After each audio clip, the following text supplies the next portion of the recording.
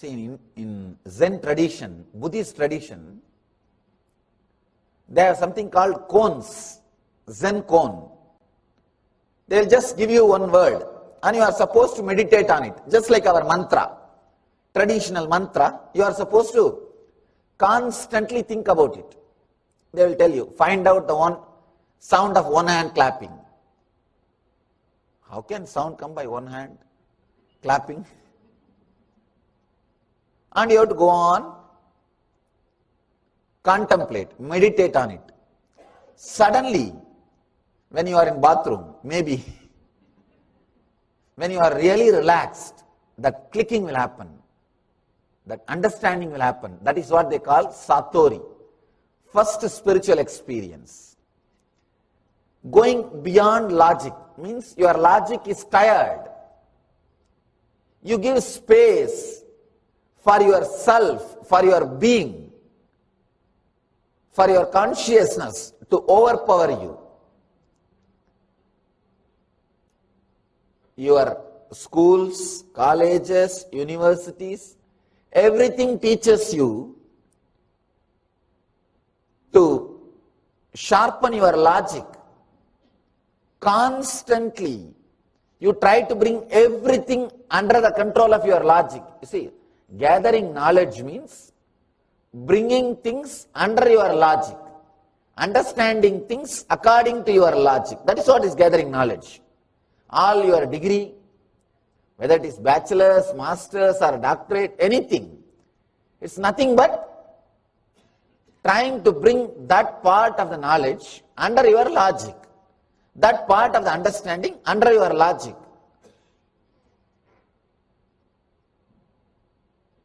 But the so-called logical people doesn't understand an important thing. You can't bring mind under your logic, because logic is one part of your mind. How can one part of you understand the whole of you? No. See, this whole book can understand one page, but one page can't understand the whole book. Logic is one part of your mind. So your mind can understand logic, but logic can never understand mind. That is why the psychiatry, psychotherapy, anything related to mind can never be mastered by logic. That is why in these kind of professions, a logical approach will never give a clear-cut solution. See, with that patient, if you have dealt in that way, you can't use the same technique or same thing on some other patient. No. Generalizing is not possible in the field of mind and helping the mental disorders. Generalizing is possible in the physical disorders, but it's not possible in mental disorders. Generalization is impossible because your logic cannot understand your whole mind.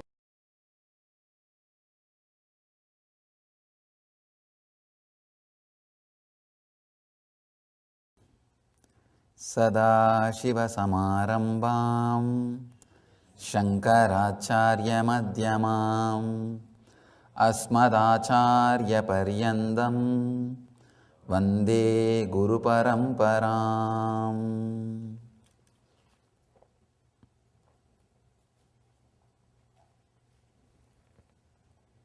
I welcome you all with my love and respects. Let me start with the story of the Shiva Sutra.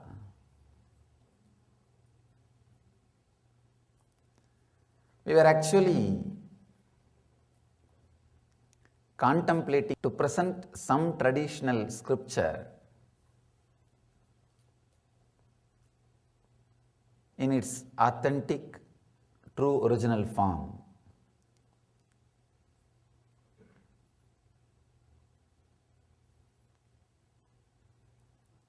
I was thinking whether it should be Upanishad, or it should be Gita, or it should be Yoga Sutra, or it should be Ashtavakra Gita, or Brahma Sutra, So many scriptures we have.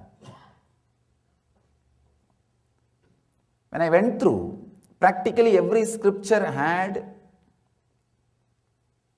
the parts which are original truths, pure truths, and the parts which are added for the sake of society to make it more understandable.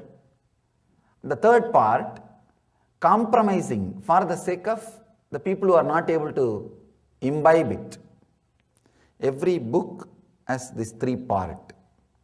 One, the pure truth, as it should be told, as it should be said. The next,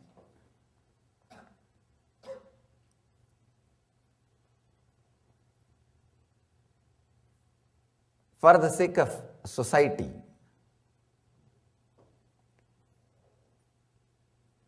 Maybe the way in which they wanted to listen, explaining in that way.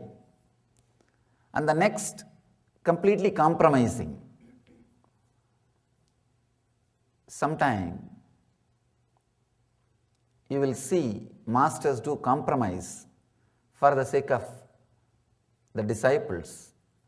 A small story. Once one person goes to Ramana Maharshi and asks, Bhagavan, please give me some technique to achieve enlightenment. Ramana Maharshi says, just sit and see who is the person who wants to achieve enlightenment. Start seeking the source of the I in you. After 1 year, the devotee comes back and says, I think self-enquiry is too difficult for me, Bhagavan. Can I do meditation? Bhagavan says, all right. After 1 year, the same guy comes back and says, I think meditation is too difficult for me, Bhagavan. Can I do japa? Bhagavan says, all right, do it. Really, again he comes back and says, japa is also very difficult for me.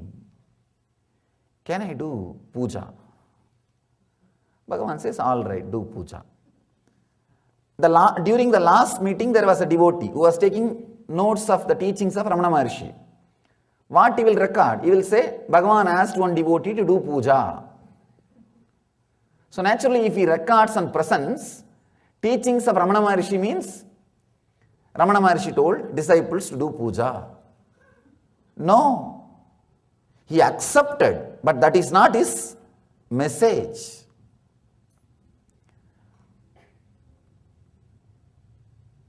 Any scripture, some part truth and some part which is accepted, but that is not the ultimate truth. And the other part, compromising. Because of the deep doubts of Arjuna, even Krishna has to compromise in few places. In few places, even Krishna has to compromise. Because Arjuna is asking again and again the same question. Same question. If you see the questions which Arjuna is asking, only the words are changed, but the doubt is same. Doubt remains the same. For example, you go to an enlightened person and ask, how an enlightened person will behave, how an enlightened person will live, please tell me.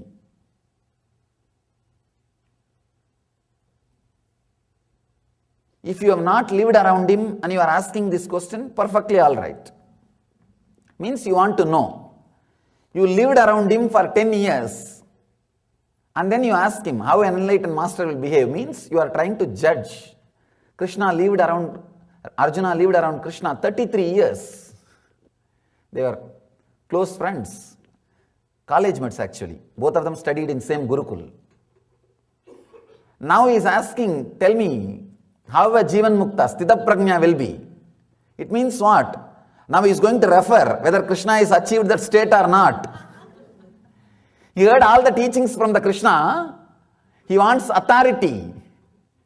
Whether these teachings should be followed or not. A new person, somebody who comes today, if he asks me how an enlightened person will behave, please tell me. It's perfectly all right. He's a new person, he is asking. But a disciple who lived around me 10 years, suddenly he is asking me one day, how an enlightened person will behave, please tell me, Swamiji. What it means? He is trying to corner me with my own words. Whatever word I utter, he can corner me. If I say enlightened person will be silent, he can corner me. If I say enlightened person will be speaking, he can corner me. Whatever scale you give, he can be cornered. So Krishna has to play with words. When you play with words, you have to compromise. Logic is too poor to express the truth. Sometimes, when you give the authority to logic, the truth is lost. In every scripture, I saw all three parts. Understand? The truth as it should be told. When it is said, it is part of the Brahmana part. When the truth is adjusted little bit for the sake of creating greed in the reader's mind, it is the part of Vaishya. If the truth is compromised because of the fear of unacceptance, it is the Kshatriya part. Every book, the unnecessary words are Shudra part. Every book had all these three parts: Brahmana part, Kshatriya part, Vaishya part, and Shudra part. I can tell you honestly, at least from my experience, Shiva Sutra is the only book which does not have anything else except Brahmana part. There is no Vaishya, Kshatriya or Shudra parts in the scripture. There is no compromising because of fear, because of greed, because are unnecessary words. Shudra part means adding the words which is not directly required. That happens if the person who is teaching is not fully enlightened, or if he is not in the high state of consciousness. Next, Kshatriya part means compromising out of fear of non-acceptance. See, in the first chapter, Krishna says beautifully, the first sutra, not first chapter, first sutra. He starts speaking only in the second chapter. In first sutra he says, do this, this is what is right.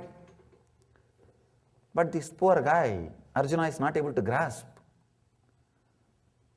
So he has to go on and on and on, and it is really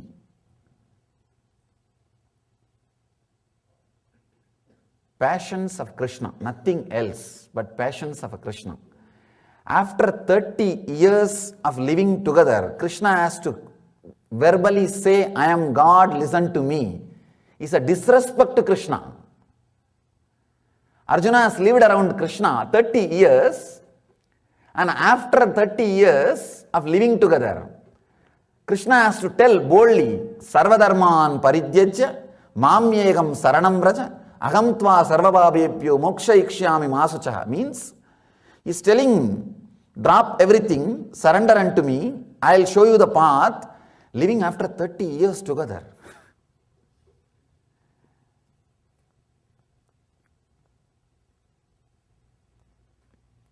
In the first, even these words he is not able to tell in the first chapter. He has to tell in the last 18th chapter after giving Vishwarupa Darshana. Means after giving a solid experience to Arjuna, only then he has to declare this truth. Means throughout the Gita there was the layer of fear.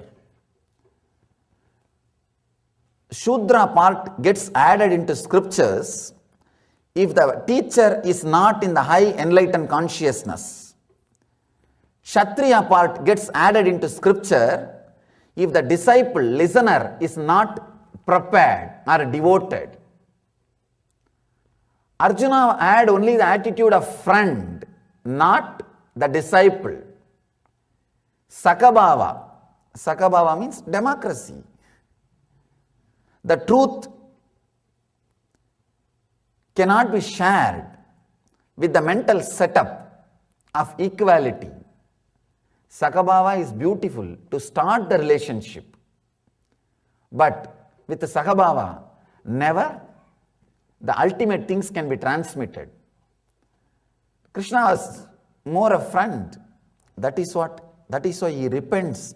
After the Vishwarupa Darshana, after the cosmic vision of Krishna, Arjuna says, "Oh God, whom did I call you by the first name, by the community name?" He says, "Hey Krishna, hey Yatava, hey Saketi. I called you as my buddy. I called you by your community name. I called you by your first name. Oh, now I understand who you are." Means till the Vishwarupa Darshana, till the 11th chapter, the person who is receiving is not prepared. So Krishna has to compromise and add lot of Kshatriya part in it. Of course, the Vaishya part, greed, that is added to popularize the scripture, to make that scripture alive. That is what is Palashruti. Means all the benefits you will receive by reciting this book or repeating this book. That is Vaishya part. Every Sahasranama will have a Palashruti. Every Sahasranama will have Palashruti, means the benefits you will get. Every mantra, every chant will have, if you chant this, you will have all this. You will have this, you will have that. Of course, without Palashruti, things will not become popular. Without the result or without you touching the greed, things will not become popular. In every scripture, I have seen all these 4 parts. Of course, one nice thing with Shiva Sutra, with Bhagavad Gita, with Brahma Sutra, the scriptures which came from enlightened masters, there won't be Shudra part. The 4th part will not be there because they are in the high state of consciousness. Let me now clearly explain it. Shudra part gets added if the master himself, if the teacher himself is not in the high state of consciousness. Kshatriya parts gets added if the listener, the direct disciple, is not ready, prepared, devoted, deeply to receive. Vaishya part gets added if the society is not ready to receive. Here, fortunately, with the Shiva Sutras, Devi is completely ripe. She is already enlightened. It is conversation between 2 enlightened beings. She is completely in tune, completely surrendered. She is completely one with the Shiva. That's the only word I can use. One with Shiva.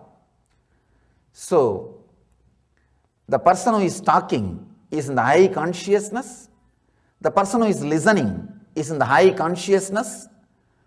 Because both of them are in the same state, they did not bother about the society. Because Shiva was in high state of consciousness, Sudra part did not get added.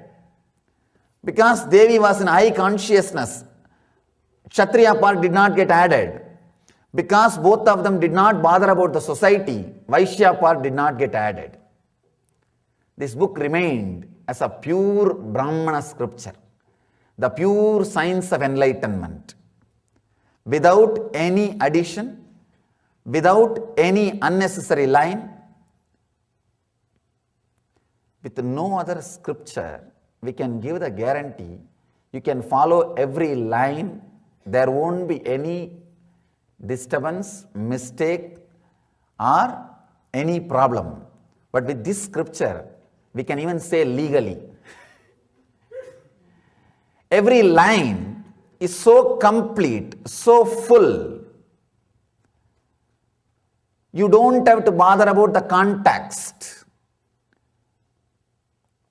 See, in Gita, there is one line.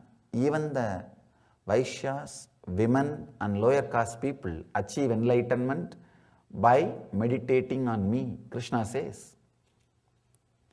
But you should understand, only in the context it should be understood. If you directly start giving the meaning, you can ask, what do you mean by this word? Do you mean that women are less? Or Vaishyas are less? No. In those days, that was the idea. So he is addressing, he is explaining. So you need to understand those words with the context. But with Shiva Sutra, you don't have to bother about anything. Every single line can be directly understood, practiced straight away in this modern context. There is no extra line. There is no ideas which you have to understand only in the context. See, the moment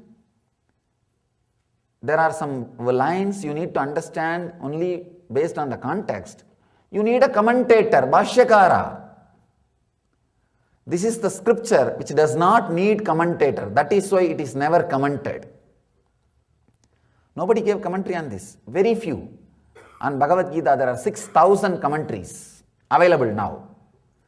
6,000 commentaries. Anybody who is supposed to become an Acharya has to write a Bhashya, commentary on Bhagavad Gita.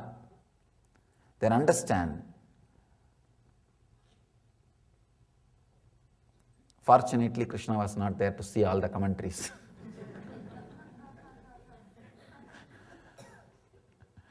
Now, when I see my teachers teaching the classes, I remember. But unfortunately, I have to listen and see what they are teaching.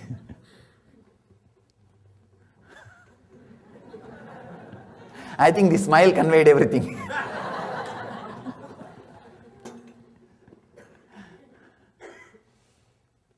The commentators, the need of the commentator reduce the validity of the scripture, the authenticity of the scripture.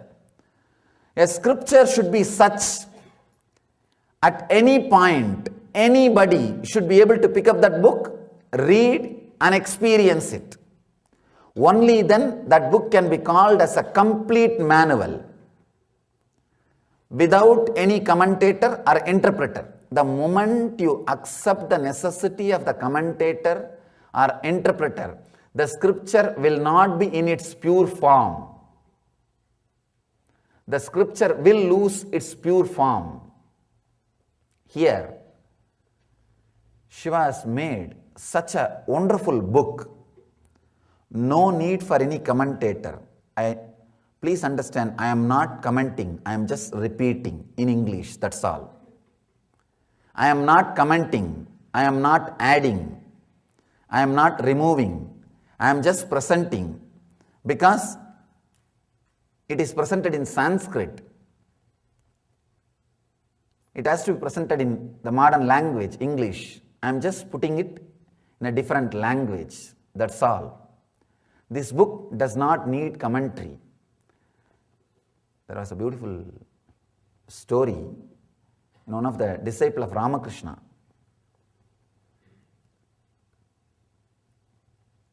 one Swami was commenting on Ramakrishna's teachings. Without knowing, Ramakrishna's direct disciple is sitting in that hall. After he finished the commentary, he came to know that there is a direct disciple of Ramakrishna sitting in the hall. He called and asked, "How do you feel?" He said, "I understand the original words, but not the commentary." Sometimes, Bhashyas, the commentaries, instead of explaining or elaborating the truth, they just miss.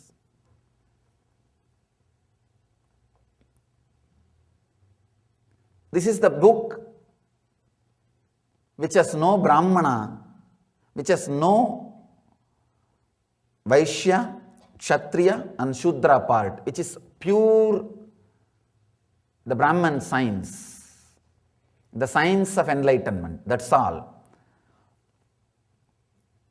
Shiva did not compromise because Devi was in tune. Because both of them were in tune, they did not bother about the society. When you are in deeply love with somebody, you will not bother about society. you will not even remember the society exists. That is why the people who are in love, they think they are the world. There is nothing else. There is nothing else. They are completely feeling fulfilled by each other. They don't need to remember something else. They are filled. So both of them are in the fulfilled state. They did not bother about society. So Vaishya part did not get added. This book does not have Palashruti. Means this book does not say what you will get by doing these meditation techniques or what you will get by reading these lines. No. No Palashruti. He just says, do all this and see for yourself. That's all. He is so clear about what he is teaching. He does not promise any words. He straight away promises the experience. He just says, do it and see. Purest enlightenment science, purest form of enlightenment science in 112 sutras. Today we will enter into few sutras.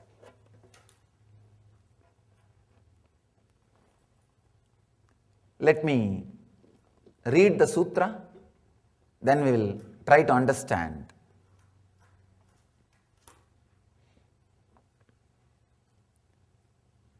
I am giving you only the English translation.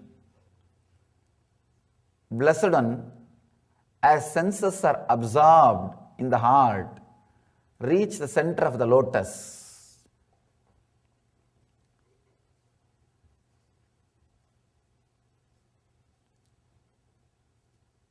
Such a simple one-liner, but can straight away lead you to the enlightenment experience. Let me describe what is exactly I mean by the word enlightenment.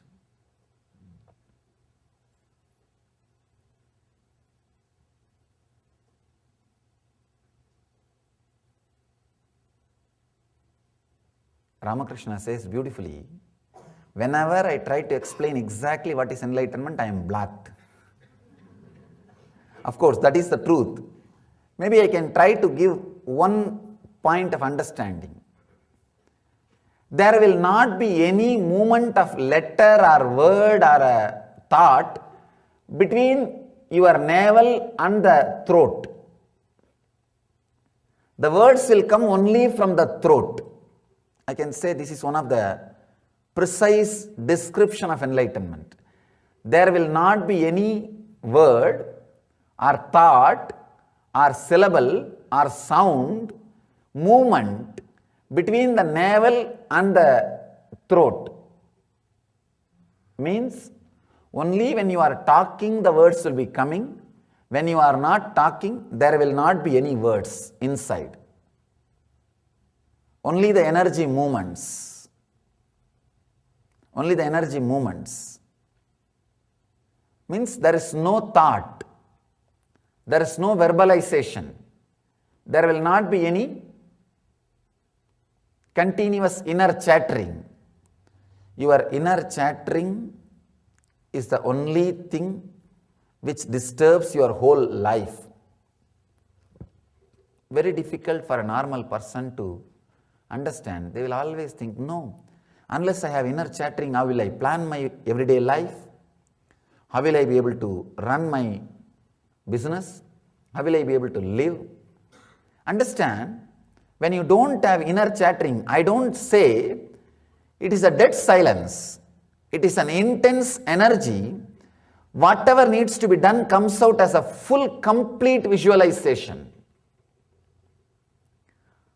For example, what you need to do tomorrow, if you have the inner chattering, it will come line by line. Morning I will have to get up. Then I will have to go to my office. then I'll be doing this work. Then evening I'll come back. Then I may have this program, that program. Like a linear way, one by one it comes out. When you don't have inner chattering, just you are with yourself, the whole visualization comes out as a one statement or one information. That is what we call intuition. When you go through the logical process, it is called inner chattering. It is intellect. But when you don't have that inner chattering, things starts expressing in you intuitively. Straight away you know. If you have the tomorrow routine, if it gets downloaded into your system, you know clearly. First, next, third, fourth, fifth, sixth, everything will be presented to you straight away. I don't know whether I conveyed it completely. I'm trying. You can try to understand how without verbalization enlightened beings are working. If you had the fortune of living around some enlightened being, of course, very difficult. It is very difficult because one visualization which comes to me has to be translated into action means at least 200 verbalization, verbal instruction has to be delivered. It is very difficult for the disciples to grasp. That is why there is constant fight between me and my disciples. From morning I come out of my room till I go back to my room. No, sorry, till I sleep, because I'll be in the chat also. It is a constant struggle between me and my disciples. Impossible, because constantly it comes out as a full visualization. But a person who stays in the verbalization, very difficult to grasp. All you need is even a few moments. If you decide consciously and relax from the verbalization, to tell you honestly, you need nothing else except the clear decision. It is time. Surely there is something more than whatever verbalization gave to my life. See, your property, your name and fame, your position, everything was given to you by your verbalization.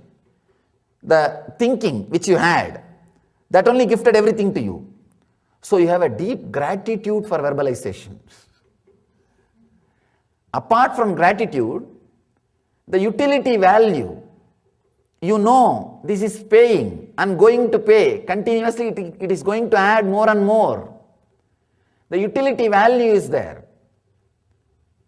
All you need is a clarity. Really there is something beyond verbalization and I want it. This clarity is more than enough. This conscious decision is more than enough. One more thing. I am not asking you to drop the verbalization whole day. The moment I say that, you will be frightened. Then I have to add Kshatriya part. Kshatriya part to the scriptures. No. All I am asking, even if you can drop for few minutes before starting to the office, I'll sit and few minutes I'll decide no inner chattering. Understand, you do not know the power of your intention. Somebody asked me, Swamiji, I also decide no inner chattering, but that word itself is one more inner chattering. How can I remove the inner chatterings? Understand, mind can kill the mind. Mind can kill the mind. You can commit suicide. Not physically, I am saying mentally. If somebody asks, no, I am having life, Any idea, thought which I am having in the life, how can it lead to death? It can. Your mind may be having life now. Don't think it can't lead you to the mindlessness. It can lead you to mindlessness. The conscious decision not to have inner chattering, at least for a few moments, will add so much energy into your being. It's as of now, your mind is like a hall filled with furnitures. Can you say, oh, whole hall is filled with furnitures? How can this hall become empty? No. It can become empty if you start removing one by one. The conscious decision to have the mindless state is like removing the furniture one by one. Just few moments per day, if you can decide consciously and sit, maybe for 1 month, decide it as a routine. After that, you don't need to do it as a routine. After that, you will see the very taste calls you back. The very taste calls you back. After 1 month drinking, you don't need to decide, you need to drink. The very taste will call you back. Just few moments, decide very consciously. No words between navel and throat. That is the area the words will be moving when you are not talking. From Manipuraga chakra to Vishuddhi chakra. That is the area the words will be constantly moving. Even when it is not needed. Things which you are doing when it is not needed tires you, and you will not have energy to do things which is needed to do, which you need to do, which is needed. The constant inner chattering will tire you. Do not ever think or believe because of your inner chattering only you are able to do your business, run life, live your life with the luxury and comfort. No. In spite of your inner chattering, you are living comfortably. Not because of your inner chattering. Sometime rarely, those inner chattering would have given you little way out of compassion. You would have had 1 or 2 strong visualizations, intuition. Only those decisions which you made out of intuitions will be responsible now for your wealth, for your comfort, for your luxury, for your happiness in the life.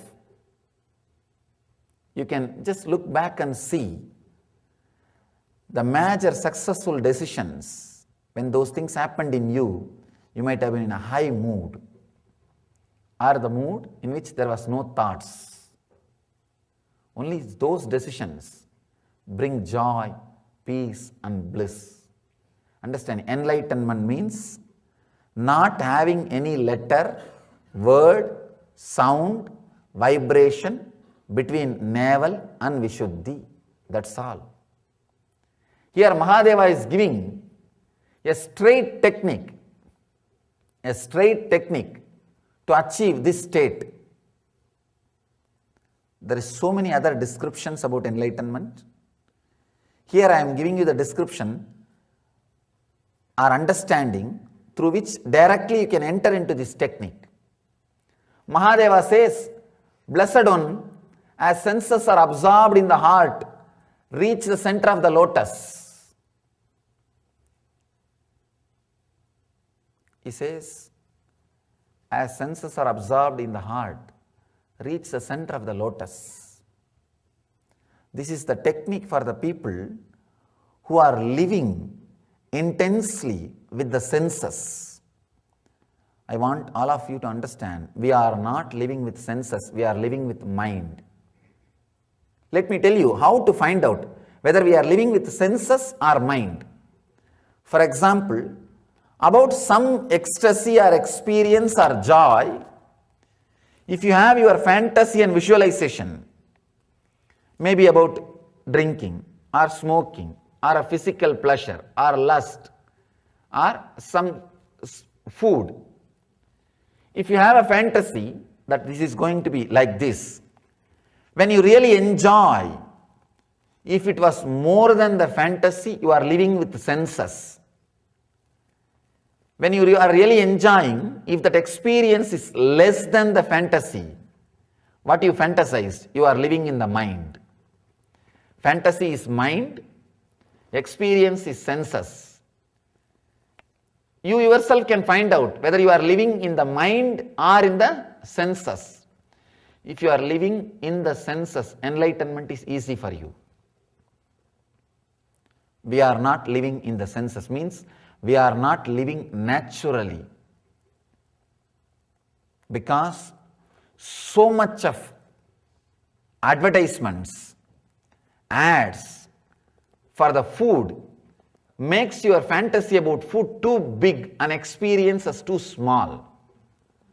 So much of pornography makes your fantasy about lust too big and experiences too small. You lost connection with the senses. You are living in the mind, cerebral layer.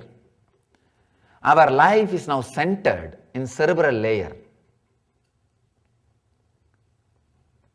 Person who is centered on the senses, the enlightenment or experiencing the reality, truth, is lot more easy. Let me tell you a small story. It's not even a story, it's actually happened, the truth.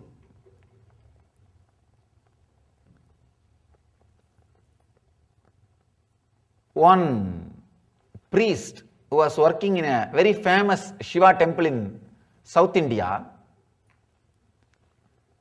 is not supposed to have non-veg, at least during puja days. He had non-veg and public saw it. And I was attending that program, the program which he is supposed to conduct. So the public who saw it came and complained to me, said that you should not allow him to conduct that program, because I was supposed to be the decision-making authority in that place. Who will do the first ritual and who will do the second ritual and all those things. They invited me as a guest. I called that priest and asked for explanation. Why did it happen? Usually, during the ceremony days, they have to restrain from non-veg food and all that. They have to keep up all the traditions. Of course, completely avoiding is supposed to be the pure tradition. At least during ceremony, it's a basic necessity. He said, he quoted a story.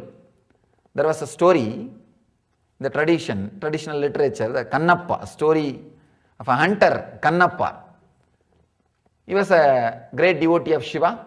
Not only he used to eat meat, and he will offer the meat to Shiva. He said, when Kannappa's puja and all is accepted, why not my puja? I think I'll have to explain the story of the Kannappa. Only then you will be able to understand. Only then the point which I am trying to convey, the person of senses and person of the mind,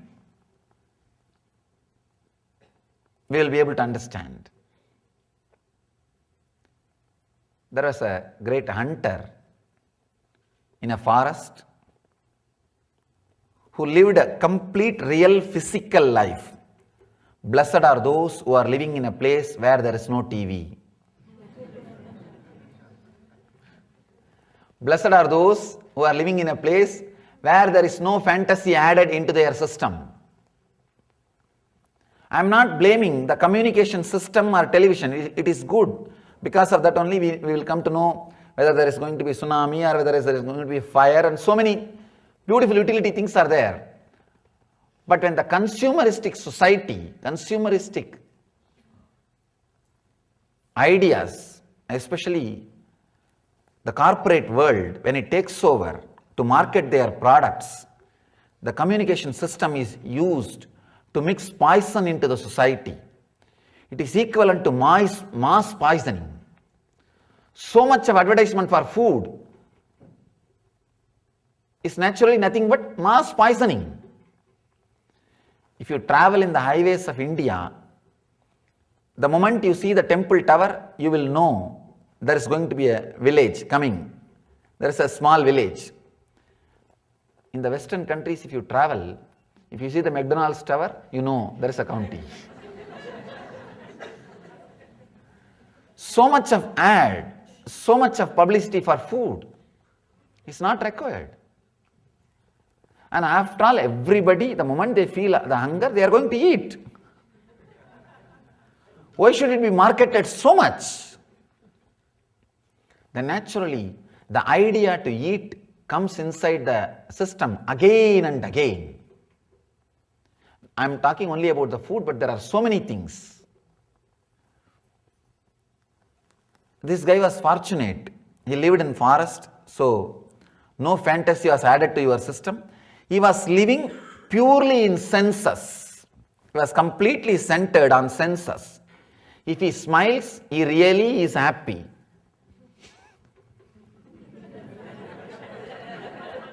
Understand? Understand, please understand. Just sit and analyze how many times per day you smile, and how many times really you smiled out of happiness.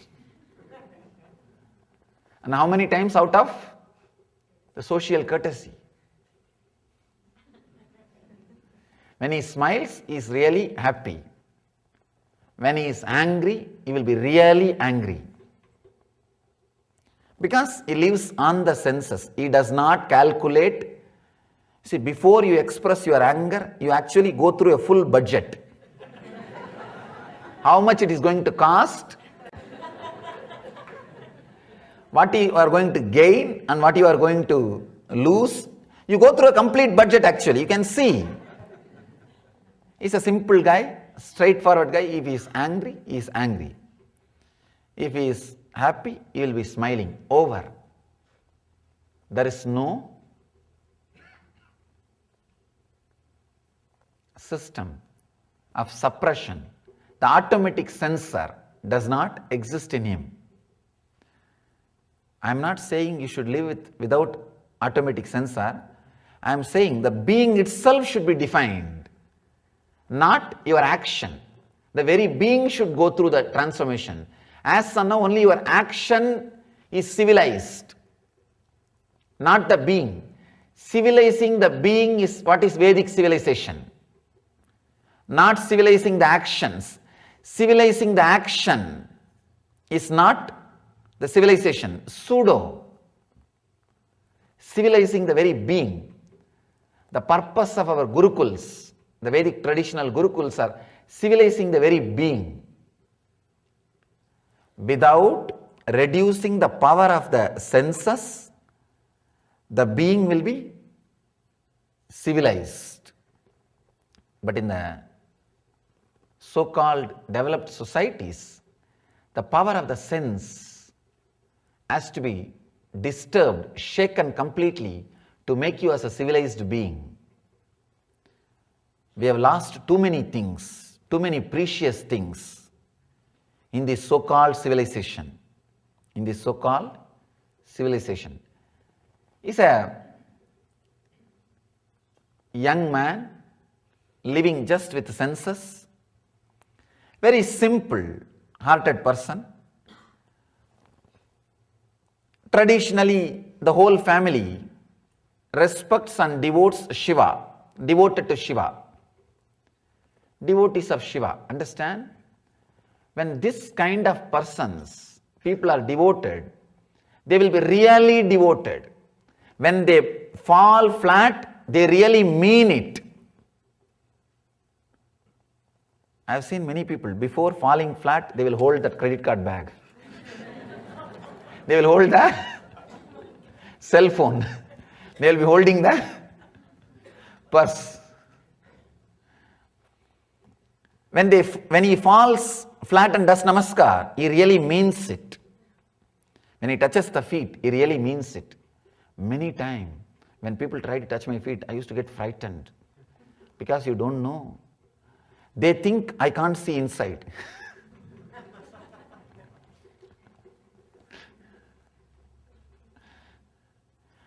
So much of vengeance and violence is inside. You don't know whether they are going to touch your feet or pull your feet.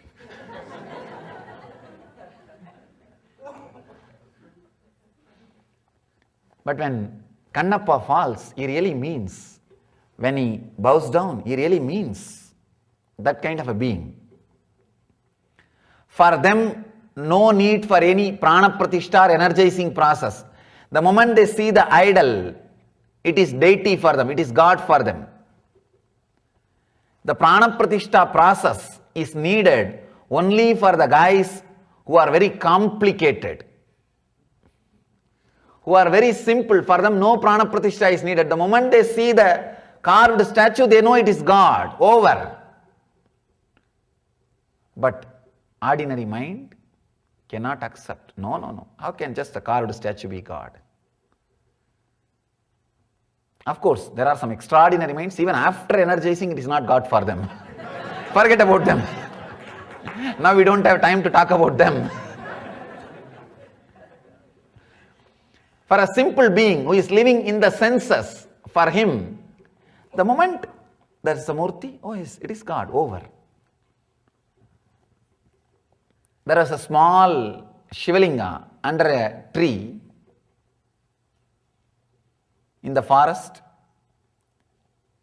He saw that Shivalinga. The moment he saw, he became devotee. He became devotee. He started taking care of that murti as he feels and do that puja every day. Maybe because his father has forced him to come and do, he must be. Anyhow, he comes and does puja as he wants or as he feels. But of course, for the priest, it is a routine. It is a routine. But for Kannappa, the hunter, it is life. For him, it is a life. Every day he takes food, water, everything, and puts in front of Shiva, cleans that murti, and puts some flowers, does the puja, and goes back. Next day when the priest comes and sees, God, meat is in front of the deity, and that also the story says beautifully, he will kill the pig and nicely fry it, what they say, barbecue, in this country. After doing all that process, he will chew and see whether it tastes nice or not. If it tastes nice, those tasty parts he will pick it up and keep it separately. Bring that and offer. Bring that and offer. The priest was shocked. It is practically disrespect to the deity. So the priest got the shock and he threw everything, cleaned everything, and it's practically like a graffiti. For him, the kids come and do some graffiti outside the walls. Same way, somebody has come and done some abusal things. Anyhow, he does his puja and goes back. Again, next day he sees the meat is in front of the deity. One day this priest thought, what is this? What is going on? Every day it is happening. After a week, it is too much. He decided to stay there behind the tree and watch who is the guy who is coming and doing all this. Who is the guy who is coming and disrespecting the deities and doing all this. He just wanted to stand and watch. He was hiding. So as usual, Kannappa came singing and dancing. He was having meat in his one hand, and the other hand having all the other things needed for puja, his kind of worship. And all the flowers, forest flowers he plucked, and he did not have place to, he doesn't know how to hold. So he put all the forest flowers in his head. And how to carry water? There is no vessel. So he filled his mouth He came straight and spit the water and Shiva and cleaned the linga with a cloth. Surely I will not allow in our temple. Of course, if I really get a Kannappa, I will allow.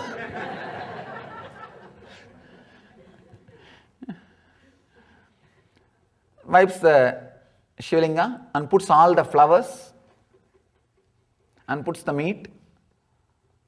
And the priest saw from behind. He just want to jump and fire that guy, shout at that guy. But he saw the hunter is well built and a very strong guy. He thought, I am all alone now. Better not to make any steps. Better not to mess up with this guy. He just decides to stay there. But suddenly he sees a scene, very strange scene. From the eyes of the Shivalinga, blood started coming. From the eyes of the Shivalinga, still that Shivalinga is there. There is a place called Kalahasti in Andhra Pradesh. If you travel, never miss to see that Shivalinga. In the Kalahasti temple itself, if you just go above the hill, you may have to walk some 3-4 miles. Never ever think these are stories. Understand? Never ever think these are stories. Ordinary historian, see, ordinary history is something, record of what has happened in length, breadth and depth. In this 3 dimension. Purana is something, is the record of what has happened in length, breadth, depth and time and space. Understand? The Western historians cannot understand what has happened in time and space. Our masters have recorded what has happened in time and space also. So never ever think these are stories. You can go and see that Shivalinga. It's still there. If you go near, actually you can go and even touch that Shivalinga and see, because it is not under the control of any particular priest. You can go and touch and see. The eye part is not a stone, and still I don't know what the material it is. Surely not a stone. I touched and saw that Murti. It's not stone. Anyhow, the blood started coming from the eyes, and the priest had the fear stroke, and he was completely shaken. He thought Shiva is angry with this kind of worship, with the worship which is done by Kannappa. That is why the blood is coming through the eyes. But the next scene was the real scene. Kannappa was really devoted person. He cannot tolerate the blood in his father's eyes. He ran here and there and brought some herbs and tried to do some treatment. Nothing was working. Blood continued to flow. Then they know only crude form of treatment. Eye for eye, and maybe the first eye transplantation surgery. He decided just to remove his own eyes and fix it. He just took an arrow, removed his own eyes and fixed it. Understand? A person who is living on the senses completely, only he can decide to do this strong sacrifice. Not a person who is living in the mind. He will go through a full calculation before taking any decision. No, the Shivalinga can be replaced, one more deity can be brought, but not my eyes. God is not just in this stone, you see. We can bring another one stone and install, God can be there and we can give our puja and He will accept. We have too long philosophies and scriptures to justify. God is everywhere is a beautiful truth, but not to justify your actions. Not to justify your actions. Naturally, we will justify, oh, why should we give the eyes and all that is too much. Let's bring another one deity and we can put the energy and we can do the same prana pratishtha. After all, it is going to have one more ceremony, that's all. What is there? We will do puja for that murti, over. But fortunately, he is not that intellectual.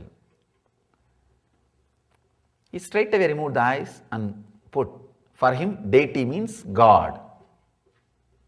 Deity does not represent God, deity is God. Understand? There's a big difference. Deity is God and deity representing God. For most of us, it only represents God, not is. For him, is. It is not representing God, it is God. So he put his eyes. This is the ultimate shock for the priest.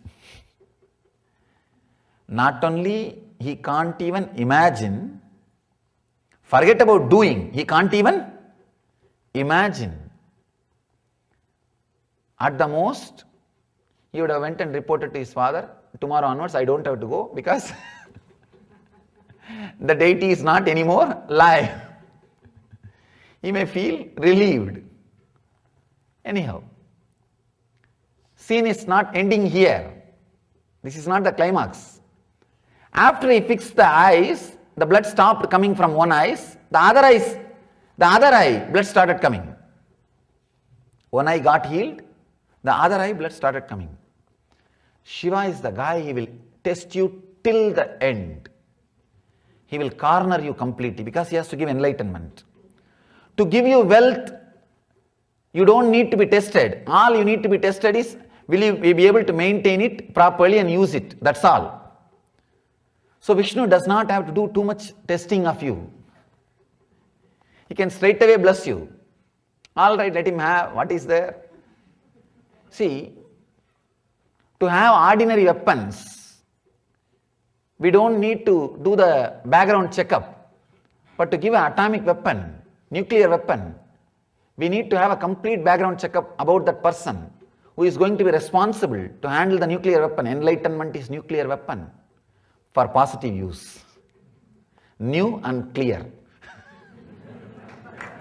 It is new and clear. So before sharing that, he has to see the depth. He will test you to the end. In the other eyes also the blood has started coming. Kannappa did not even think twice. He did not even think twice. He straight away decided to remove the other eye and replace it.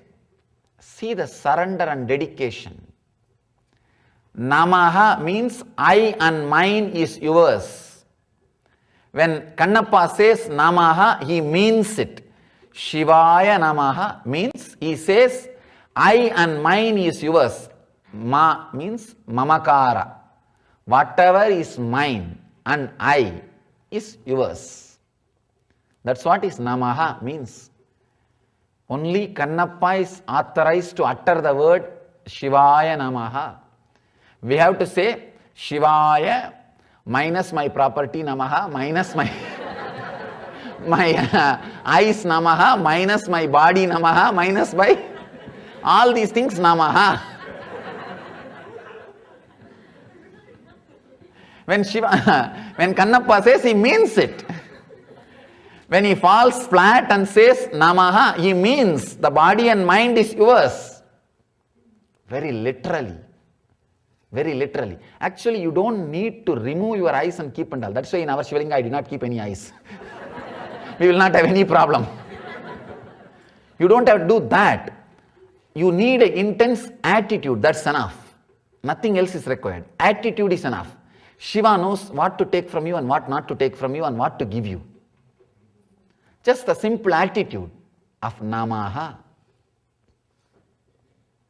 You will see. You experience the truth. Anyhow, second eye also the blood had started coming. He did not think even second time, one eye for you, one eye for me. No. No. he straight away decided to remove the second eye. He was about to take that second eye out. Then he suddenly thought, if I remove this eye also, how will I see where to fix the eye? I will become completely blind. I will not know where to put the eyes. I will not know where the Shiva's eyes are there. How to mark? Now both hands are necessary to remove this eye. But after removing the eye, I will become blind. But where will I put that eyes? How will I know where that Shiva's eyes are there, second eyes? So he decided to mark the place of that eye by his right foot. He put his right foot on the second eye, where the blood is coming, as a mark, point mark, because he can't have any other point. After his eyes are removed, he is completely blind. How can he see where he will put the eyes? How to do the surgery? So he takes his right foot and puts it on the second eye, where the blood is coming, and removes the second eye.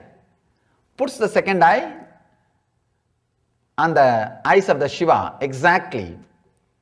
Suddenly he sees one hand holding his hand and guiding.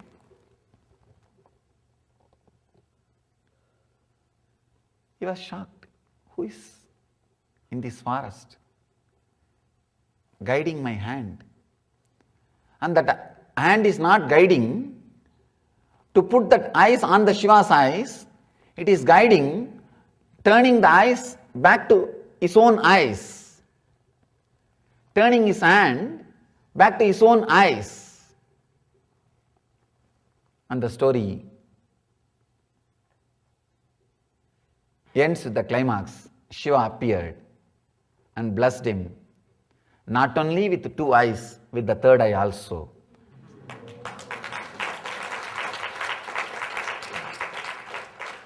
Understand, still in all temples, when Shiva Puja is done, they will chant the mantra when they worship the eyes of the Kannappa, not eyes of the Shiva. Shiva is considered as having only 1.5 eyes, because he is Ardhanari, half goes to Devi, 1.5. In this 1.5, one belongs to Kannappa. Only he has got only half eye. The eyes are worshipped as Kannappa's eyes. He has become immortal, remembered in all Shiva temples, just because of his devotion. Just because of his devotion. Two things. Even now, our mind may not be able to receive or accept logically all these things are possible, because we are poisoned too much with the logic, and still we are made to believe logic is the totality of life. Our life can be analyzed, understood, lived just with the development of logic. That is the worst lie taught to you. Worst lie taught to you is everything can be logic. First of all, explain logically about your death. The death, greatest thing in the life. Still there is no logic. Why, when, where, who, what? These questions about death still unanswered. This very clearly proves logic is too small thing to handle life. Logic is too beautiful. It is useful to handle your staff, your workers, your bank accounts, your money, your house, your infrastructure. But that is not the right tool to handle your life. Life cannot be handled by logic. We may not logically able to understand this whole incident. Understand, I am not asking you, or I am not telling you we should remove our eyes and keep it on Shivalinga, no need. But this attitude, this strength, this surrender, this mood, you will live totally in a different space. Totally in a different space. Shiva gives the name for him. You are my father who gave me eyes. That is the meaning of the word Kannappa. Kannappa means father who gave the eyes. Shiva says, you are my father who gave the eyes. Don't think you are my child, you are my father, because you gave me part of my body. Traditionally, Shiva had Kannappa as a father, another one devotee, Karikalamyar. She was considered as a mother. Two devotees of Shiva was considered as a father and mother. Even now, both of them receive Shraddha, Puja by Shiva directly. The Shraddha is done with the name of Shiva. The Gotra and Tidhi and everything. The traditional respect offered. The truth behind this story, Kannappa can do that puja because he is living with the senses completely. He is not living in the mind. But the person who is living in the mind cannot do what Kannappa did. Here, this is the technique for a person who is living in the senses, not for the person who is living in the mind. If you are living in the mind, first you have to get healed. Then start this technique. Of course, this technique is powerful enough even to heal you. That is the beauty of this technique. But till you get healed, you will not be able to experience the enlightenment or ultimate truth. But once you are healed and use this technique, straight away it can lead you to the ultimate experience, enlightenment. The person who lives like Kannappa on the senses means down to earth, very simple, very straightforward, direct. Those beings, blessed are those beings. For them, these are the techniques. You may ask, then how to heal, how to come down to senses? Shankara gives a beautiful technique to bring you down to the senses. He says, Ahara Suddhi. Sensor, whatever you are adding into your system. When I say Ahara, I do not mean just food, what you eat. No. Even TV is Ahara. Television is Ahara. Whatever you are putting through the eyes, whatever you are eating through eyes is Ahara. Whatever you are listening through ears is Ahara. Whatever you are experiencing through the hands is Ahara. Just for a month, decide you will be on diet. Not just what you eat. Whatever you swallow, everything. Whatever you swallow, everything.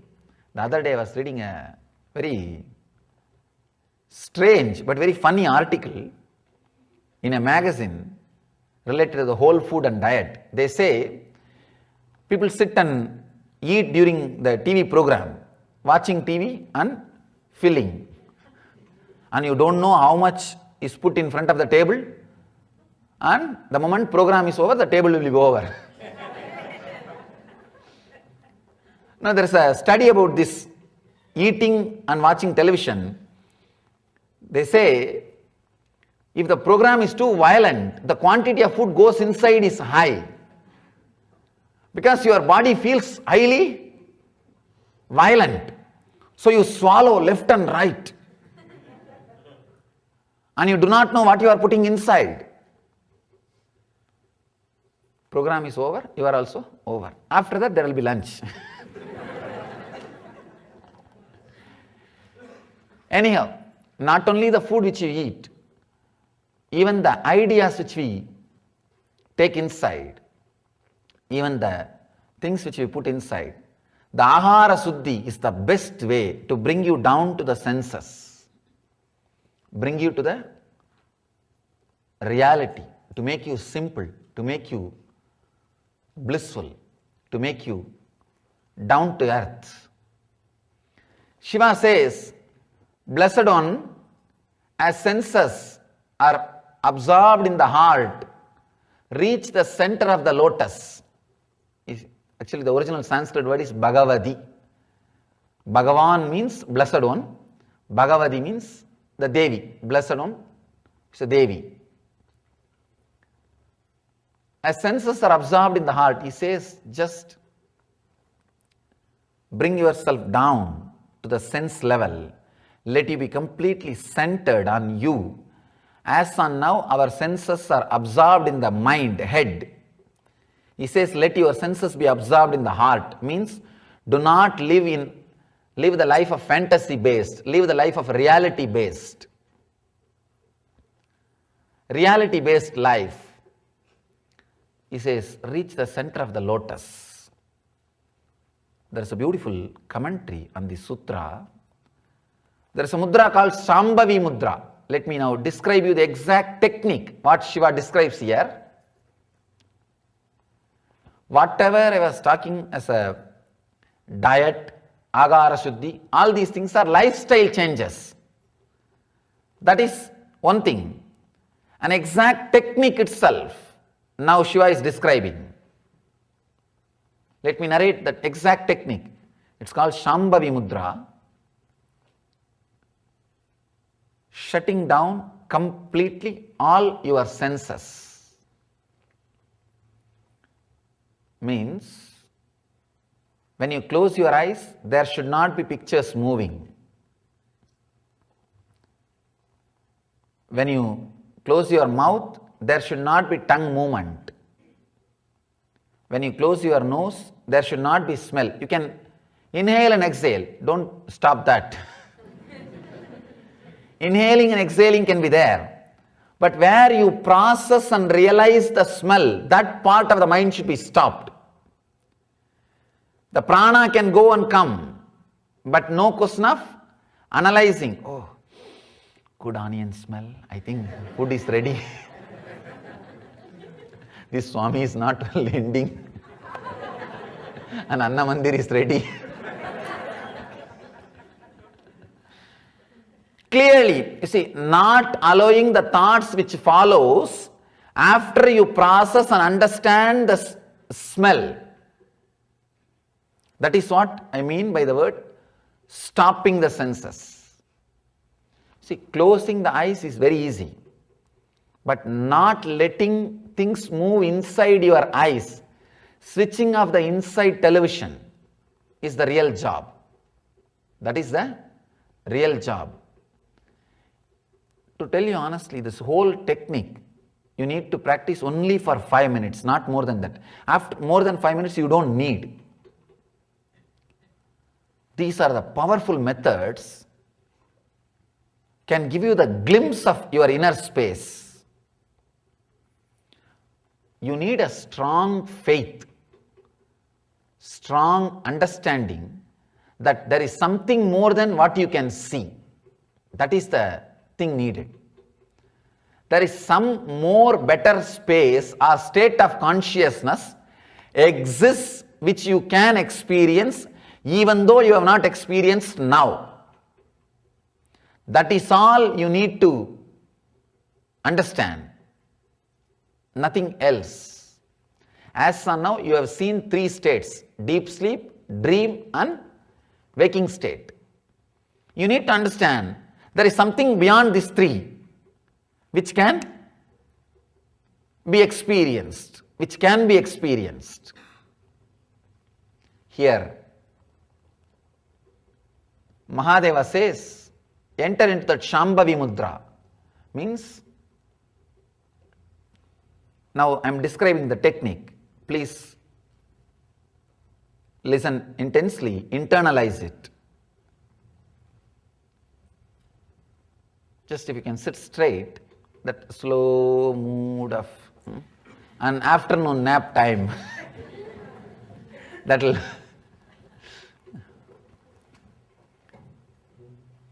Except nose, everything can be closed. Nose should not be closed because the breathing flow should be allowed. If you have any thought related, connected to any smell, if there was any smell, your mind will naturally try to analyze which smell it is. If it is an incense smell, immediately your mind will jump to the incense and the person who sold you that incense or who was buying incense from you, or the shop name and the person who was in that shop, and then some other person, and it will just go on and on. Stop any thought flow related to the smell. Stop any thought flow related to seeing. It will be like almost like you are slowly becoming the thoughtless being or the deep silent being. Let me explain the technique, then you can start doing. Closing the eyes. Ears you can close it just with the hand or even the earplug. Anything is okay. Nose should be open. Mouth not just closing, the tongue should completely lock it. That is Shambhavi Mudra. Shambhavi Mudra means closing the ears, closing the eyes, closing the mouth, not just closing, lifting the tongue and locking it. There should not be slight tongue movement. See, if there is a slight tongue movement, you will see that there is inner chattering. If there is inner chattering, the slight tongue movement will be there. You may not be talking loud, but there will be that slight movement. Now you have to block completely everything. If you have the earplug, okay. Otherwise, just use your fingers.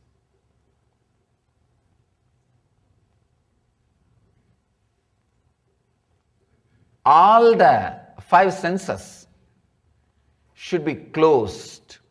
How to close the sense of touch?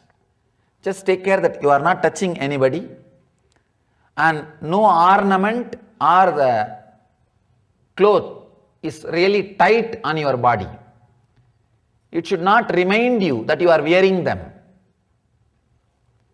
There is a beautiful description by a Devala Rishi. He gives the rules and regulations for fashion designing. The Vedic fashion designing, he gives the rules and regulations. How clothes should be. It should not remind you that you are wearing it. Beautiful descriptions he gives. How a child's clothes should be. He says the upper part and the lower part should not be separated for kids. Very powerful instructions, and very after a strong research and development. He has done so much of research and development by wearing different kinds of clothes and seeing how the mood changes. Understand, your cloth and your moods are very closely connected. Some clothes will be constantly bringing you irritation. Not some clothes, I think all clothes. And some will give you the deep feeling that you are in a relaxed space. Anyhow, now see that no cloth or your belt, anything is very strongly holding your body or making you understand that you are being touched. The clothes should be touched. The clothes should be such. You should not have the feeling you are being touched somewhere. That is the way the clothes for meditation should be. Especially when you do this meditation. Now you may not be able to change, but when you do this meditation in the home, see that wear such clothes that you should not feel you are touched. You should not feel that you are held. So that the thoughts related to senses will be stopped. Let me describe the technique. You may try for a few minutes now, but try it in the home at least 5-6 times per day. Because initially you may not be able to do for 5 minutes at a time. You will be able to do only 1 minute or maximum 2 minutes. But you can try 5-6 times. Morning before food once, before lunch once, and before dinner once, or in between if you have few minutes, you can try. Close the eyes, close the ears, close the mouth tightly Mouth should be closed tightly and no tight clothes, nothing else should touch your body. Stop all the things coming through your senses inside. Just stop.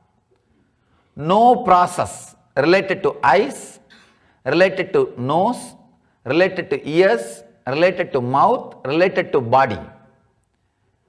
Then naturally, the thoughts which you already have inside will start coming up, will start working. Yesterday what happened, day before yesterday what happened, tomorrow what should be done. These thoughts will start moving. Do not bother about it. They will not have life more than 3 kshana. Understand? Maximum 3 kshana only they will have life. Unless the information goes through your senses and process happens, the processing system cannot continue more than 3 kshana. You may be thinking, no, I can sit and visualize, imagine for 3 lives, Swamiji. No, then you must be allowing things through the senses. If you just block the senses, especially the tongue, lock it, within 3 kshana, means 3-4 thoughts only can come, maximum. 4th thought or 5th thought cannot happen. All you need is just lock the tongue, tightly close the eyes and stop the ears, but allow the breathing to happen. Just sit for a few moments. Suddenly you will see there was a space where there was no thought. After you start thinking again, you will feel, oh God, yes, there was few moments. I was there, but there was no thought. Even if you experienced the thoughtless rest for 2 seconds or 3 seconds, that will give you so much energy and you will feel that you had 8-10 hours of sleep. You will feel you had 8-10 hours of sleep. It's a very powerful, very strong method. Try 5-6 times per day. Within 5-6 days, you will catch the glimpse. You will catch it. Actually, your inner space is not so difficult to achieve. It is your inner space. We neither had technique nor had passions or inspiration to do. That's all. That is why the moment you have the knowledge about the truth, half of the work is done. The remaining half is just experiencing. Now you have manual. Let us start working. Please sit straight.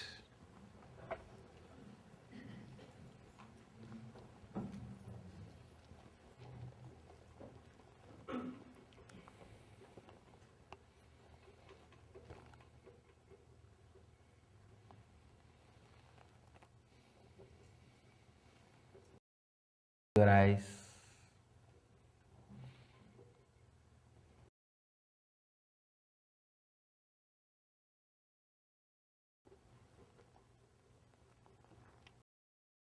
Ears. Close the eyes very tightly. There should not be any movement inside the eyes.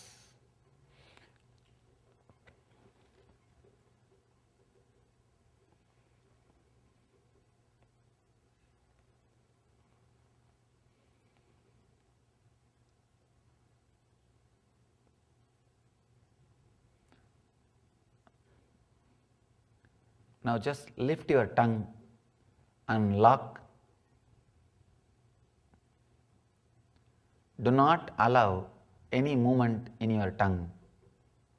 Just stop it.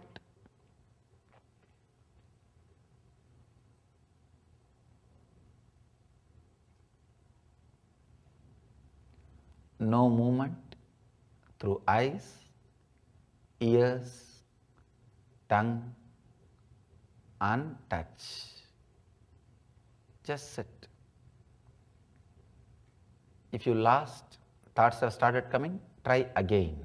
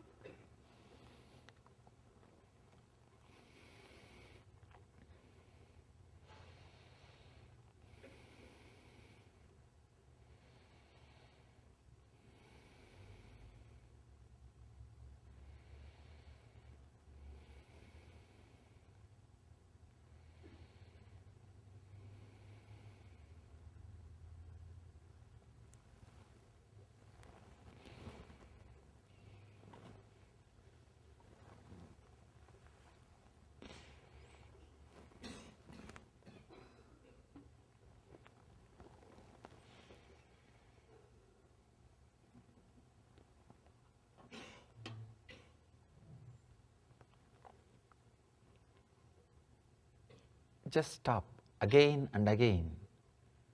Try 2-3 times to stop. If it has started, if you have missed, start again and stop.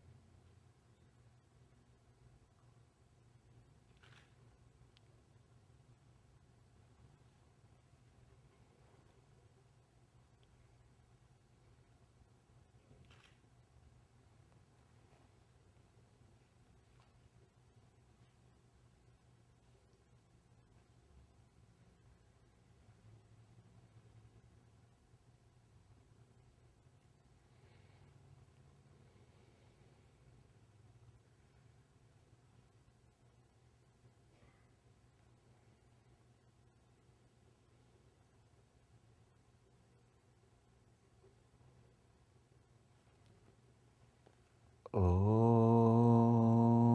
Shanti Shanti Shanti.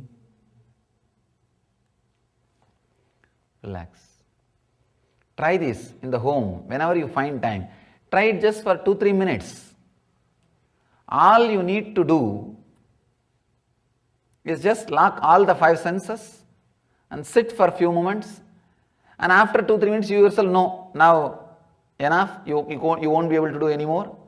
After 2-3 times trying, then forget about it. Then maybe after afternoon, try once. See, you do not know. Every time when you try, the thoughts per second comes down drastically. TPS comes down drastically.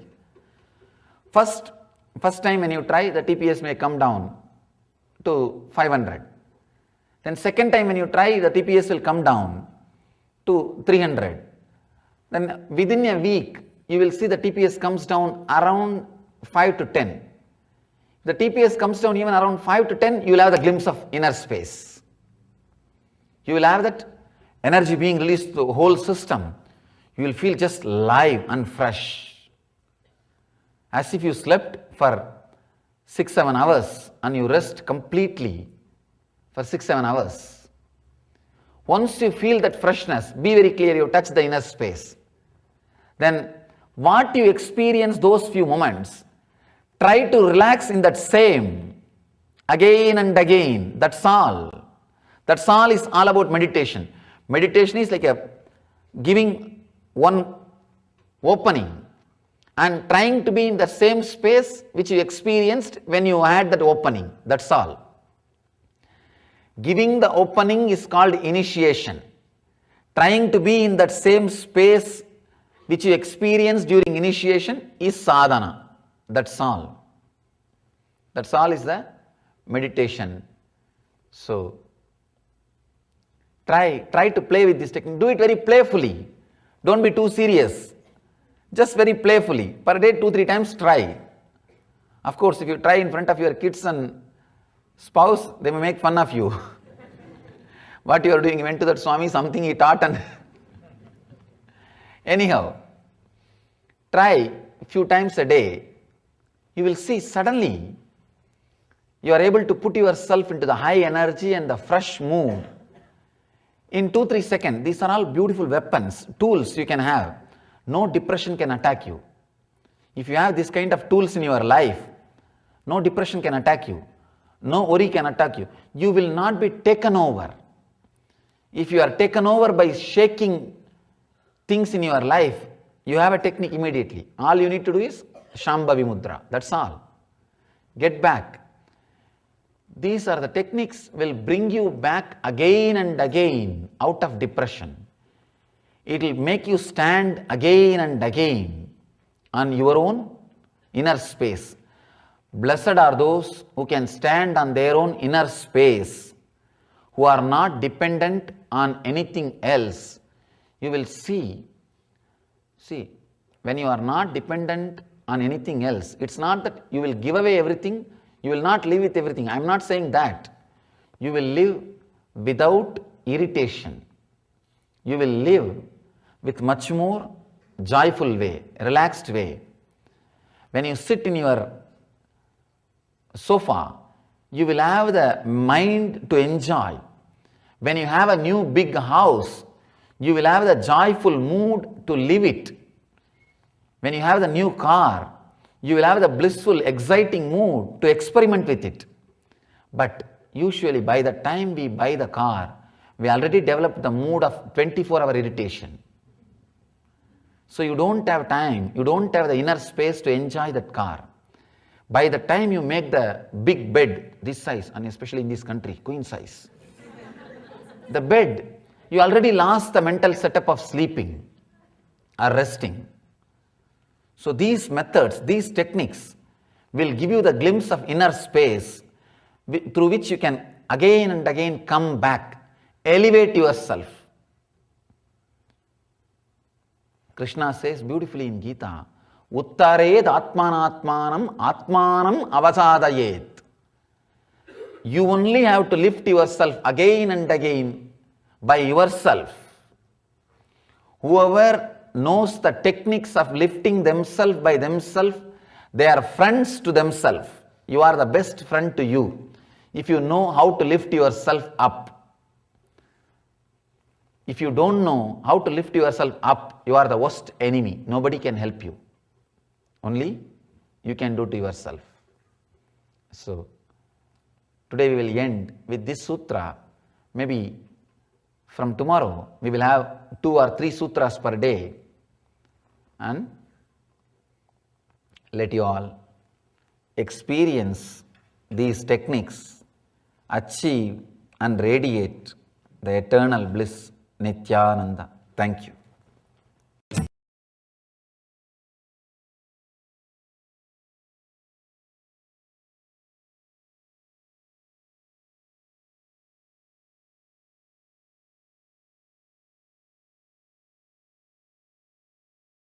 I tell you, I will give you the ideas only which directly fulfills your life. Here, the close friend with whom Krishna grew together, the close friend is standing in depression and ready to do whatever you say, putting his whole life at risk. It is such an intimate moment. Understand? Even ordinary man will not tell a lie in this situation. Person like Krishna, this is not a statement uttered by somebody sitting in a stage and to somebody who may not listen. When you speak from the stage to unknown people, blessed are those who sit with the intimacy of Arjuna with me now. Sit with the feeling connection of Arjuna. You see, Arjuna is practically grew up together. Both of them have grew up together. Both of them are from the same Gurukul, Santipani. It is an intimate moment, the situation of life and death. They were doing all good things together and naughty things together. Too close. That kind of a intimacy, personal connection. And he is in depression. And he says, I am your disciple. I will listen to you. Please instruct me. I am taken over by the suffering and confusion. Even ordinary people, I can say even worst people, not only they will not talk anything wrong, they will not waste time beating around the bush. They will not be waste time beating around the bush at this kind of moments. I tell you, the greatest truths of life is getting revealed here because Krishna is in the pressure of transmitting the truth. His personal intimacy with Arjuna, and he is in high confusion. Not a single word Krishna is uttering as a philosophical component in it. It's a pure truth. The essence, truth as it is, because Krishna has neither time nor interest to talk philosophy. He has to tell the truth as it is. Krishna is a person with a deep concern. He does not need to establish himself now to Arjuna, claiming he is God or claiming big words. And he does not need to beat around the bush. He does not need to talk intellectual words to convince Arjuna he is intelligent.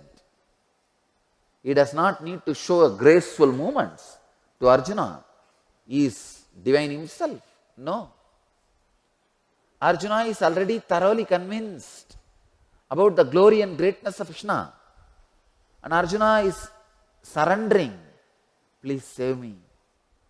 In the ocean, in the water asking you for the help, and you are sitting on the boat and you start telling, once upon a time, long, long ago, when I was in this city, the people used to gather around me.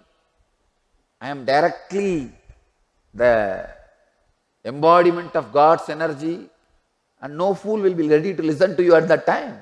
You need something solid, truth. And Krishna is not a fool to talk about philosophy when Arjuna is in a mess.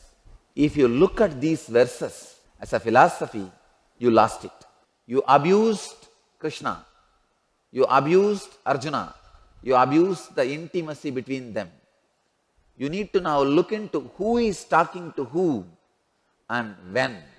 Here, Krishna does not have any of that pressure. He doesn't need to convince Arjuna. And Arjuna is in a deep suffering. He is begging for help. And not only that, he has already promised, I will do what you say. I am your disciple. Arjuna knows whole life of Krishna. Surely he knows all lifestyle and incidences of Krishna. Arjuna must have known even Krishna running away from a war field. Arjuna has a strong feeling connection. Krishna is God. I know beyond all the actions is God.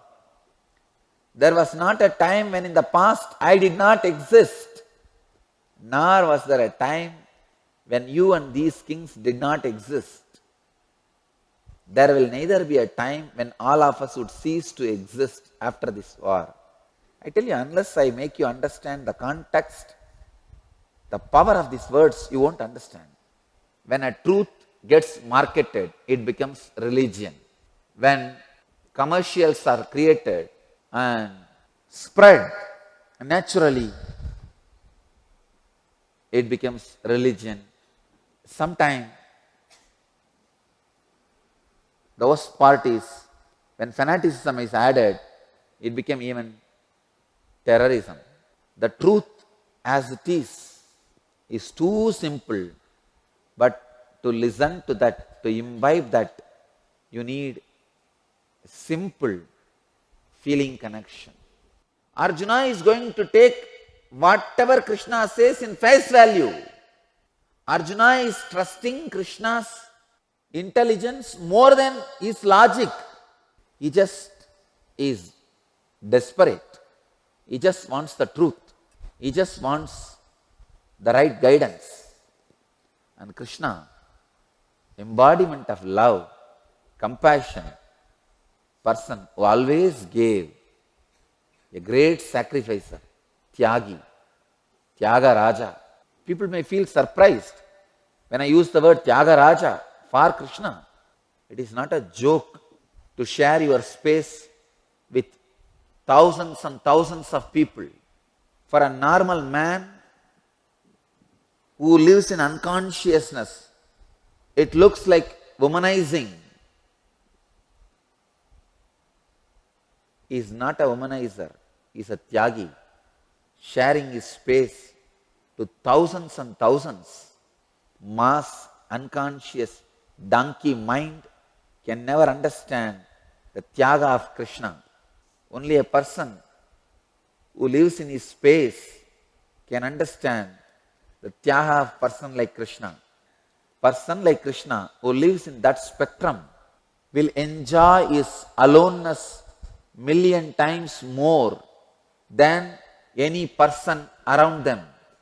You see, when he is squeezed with crisis, what comes out of him? See, when he is cornered, now Krishna is completely cornered. He is also now responsible to take Arjuna out of depression. But in that cornered moments, see what Krishna is expressing. He is not saying, no, I am tired, I want to have a drink and lie down. Let's go back. He is not saying, I am stressed, I want to spend a little time with Rukmini. Let's go back. No. If he is dependent, he would have asked for that. But see, when he is cornered, what comes out? As I was telling, when your bone marrow gets drilled, when your bone gets drilled, what comes out is the material out of which you are made, is embodiment of jnana. Great achievement of Krishna, not greatest achievement of Krishna. The greatest achievement of Krishna is Tyaga is personal space. Thousands of people, just by his love and charisma, achieved Paramapada, achieved Vaikunthapada, achieved the ultimate state, Goloka Vasa. It is not a joke to make so many millions to feel that they are all loved. And he is after all a king. Naturally, he must be running a whole country. And it is not a myth that he is a king. It's a truth. Now archaeological evidences are clearly proving huge, vast capital city with such an amazing infrastructure. There are archaeological evidence. Dwarka is a king. So naturally he would have had thousands of rules and regulations. But he would have had rules.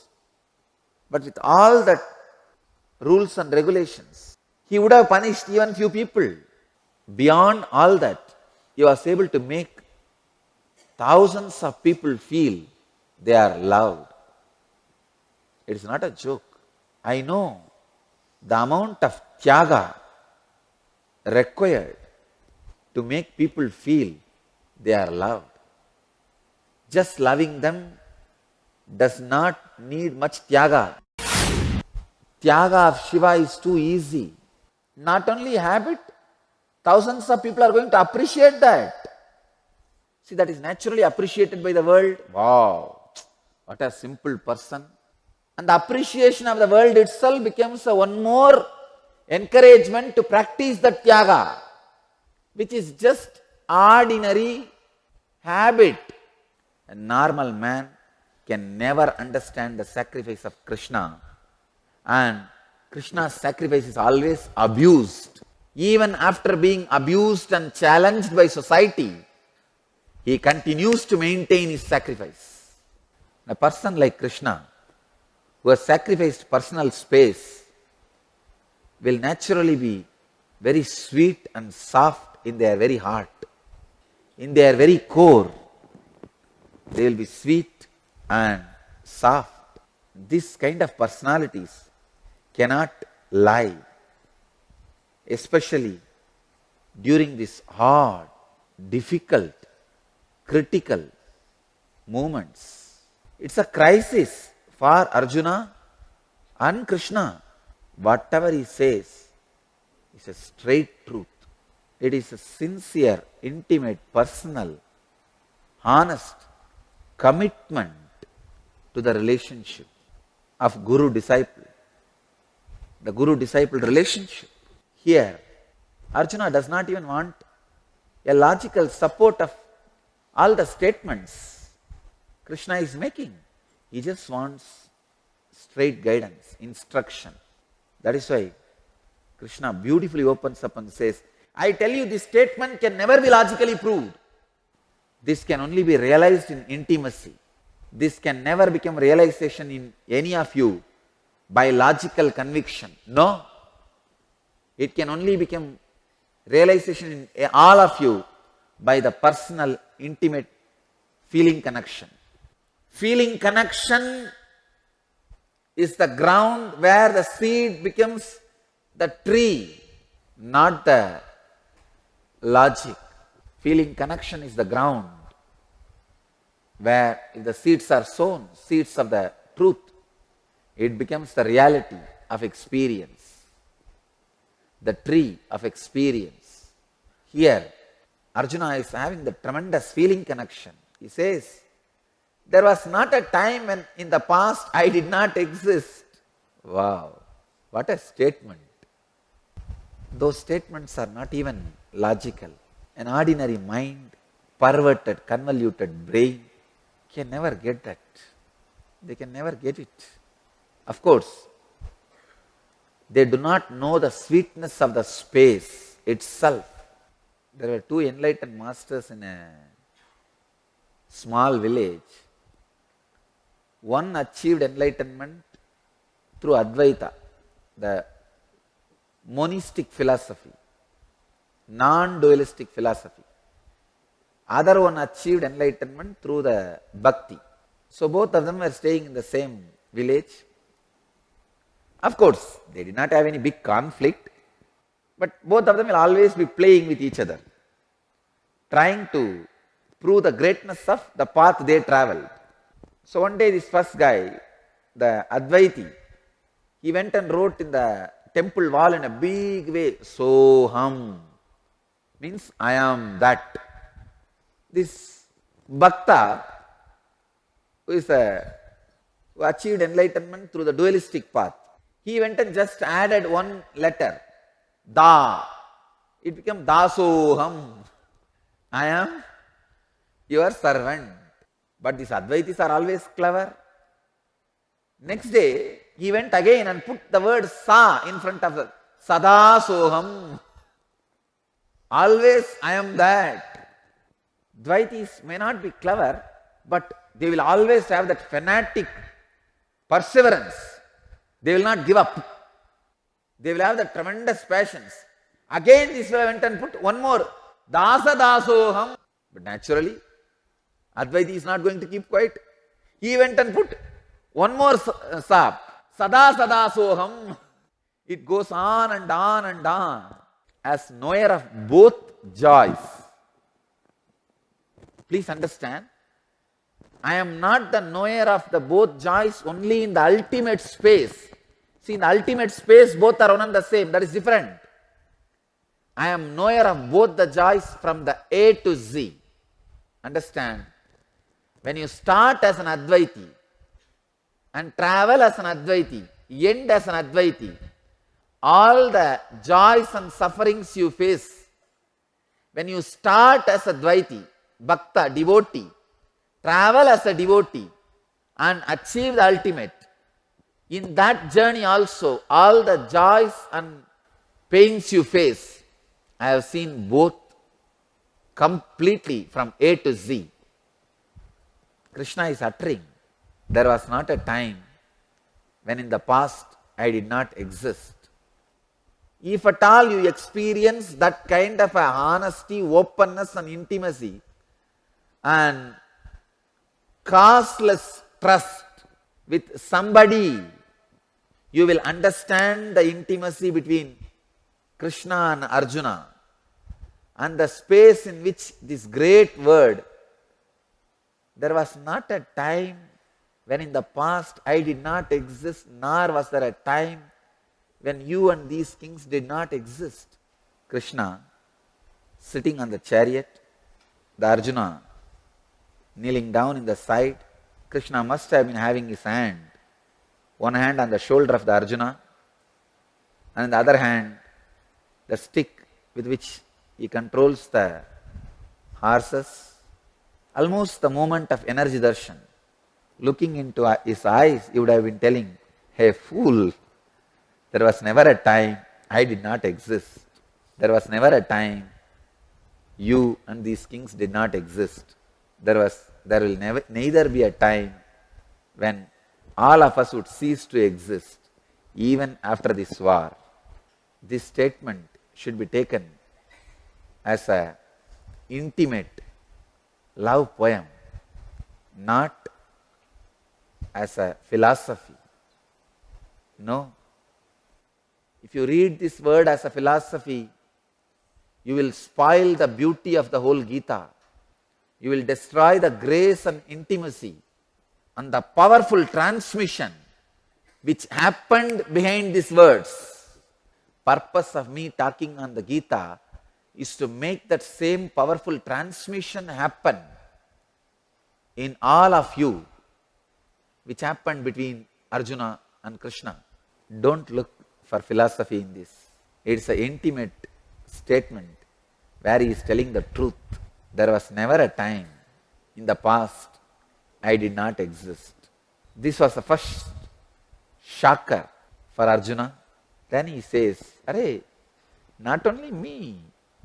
There was never a time when you and these kings did not exist. There will neither be a time when all of us would cease to exist. Even after this war, naturally, it's a shocker for Arjuna. It would have shaken Arjuna completely because it's a personal feeling connection, statement of Krishna to Arjuna. It's a pure truth. Read the whole verse. There is no logical support for what he is uttering. It's a simple truth. The courage which is given to Krishna by the dedication of Arjuna. Understand? When a disciple is completely dedicated, completely listening, a master gets the courage to reveal the truth to him as it is, which will give courage to Krishna to reveal all the sacred secrets. Nithyanandeshwara Samarambam Nithyanandeshwari Madhyamam Asmadacharya Paryantam Vande Guru Paramparam.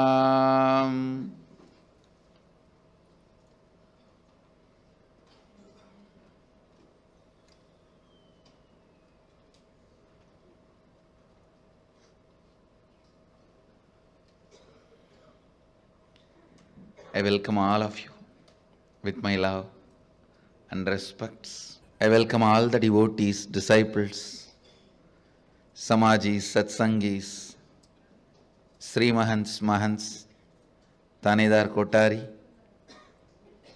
owners of Sarvanyapeta, visitors, viewers, everyone sitting with us all over the world through Nithyananda TV, Sadhana TV, Ara TV, Nakshatra TV and two-way video conferencing, having Nayanadiksha all over the world. The city is sitting with us in two-way video conferencing, having Nayanadiksha, Singapore Adinam, Houston Adinam, St. Louis, Manchester, Trinidad Tobago, Hong Kong, Indrani, New Jersey, Hyderabad Guptakashi, Hyderabad Adinam, Puduvai Adinam, Bangalore North, Kastav, Croatia, Ponca City, Oklahoma, Nithyananda Nagara, Biddi, Rajabalayam Adinam, Dubai Adinam, Kuala Lumpur Adinam, Toronto Adinam, Los Angeles Adinam, Mill Valley Vairavan Koil, Seattle Adinam, Ohio Adinam, Oklahoma Adinam, San Jose Adinam, Vancouver, Canada, China, Guadalupe Adinam, Philadelphia, New Zealand Adinam, Oman Adinam, China, Dublin, and some more cities are joining. I welcome all of you with my love and respects. So today starts the grand Navaratri festivals.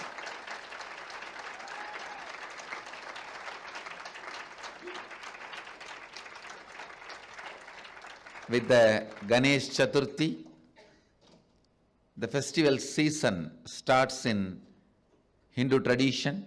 Actually, for Hindus, whole life is festival. We go on.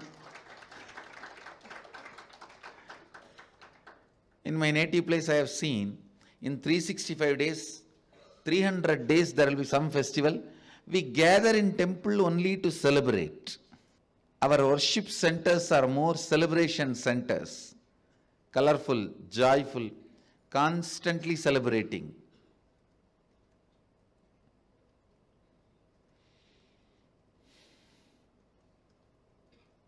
I feel so blessed.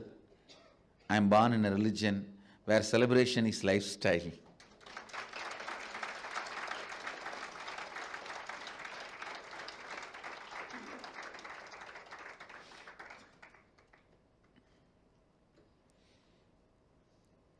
With Ganesh Chaturthi festival season starts, and Navratri to Diwali, it's a peak. Literally every day is festival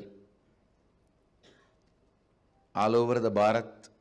Now, of course, wherever Hindus are living all over the world, Sanatana Hindu Dharma's lifestyle is festival. This 9 days, we worship Mother. Mother worship is something unique to Sanatana Hindu Dharma, which is our very own. Worshipping the feminine, divine feminine.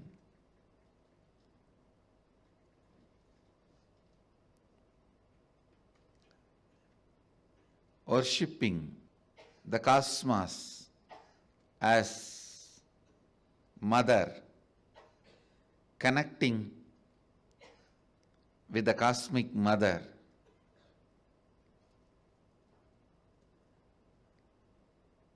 I tell you, only the mother worship traditions are non-violent on the planet Earth. Please understand.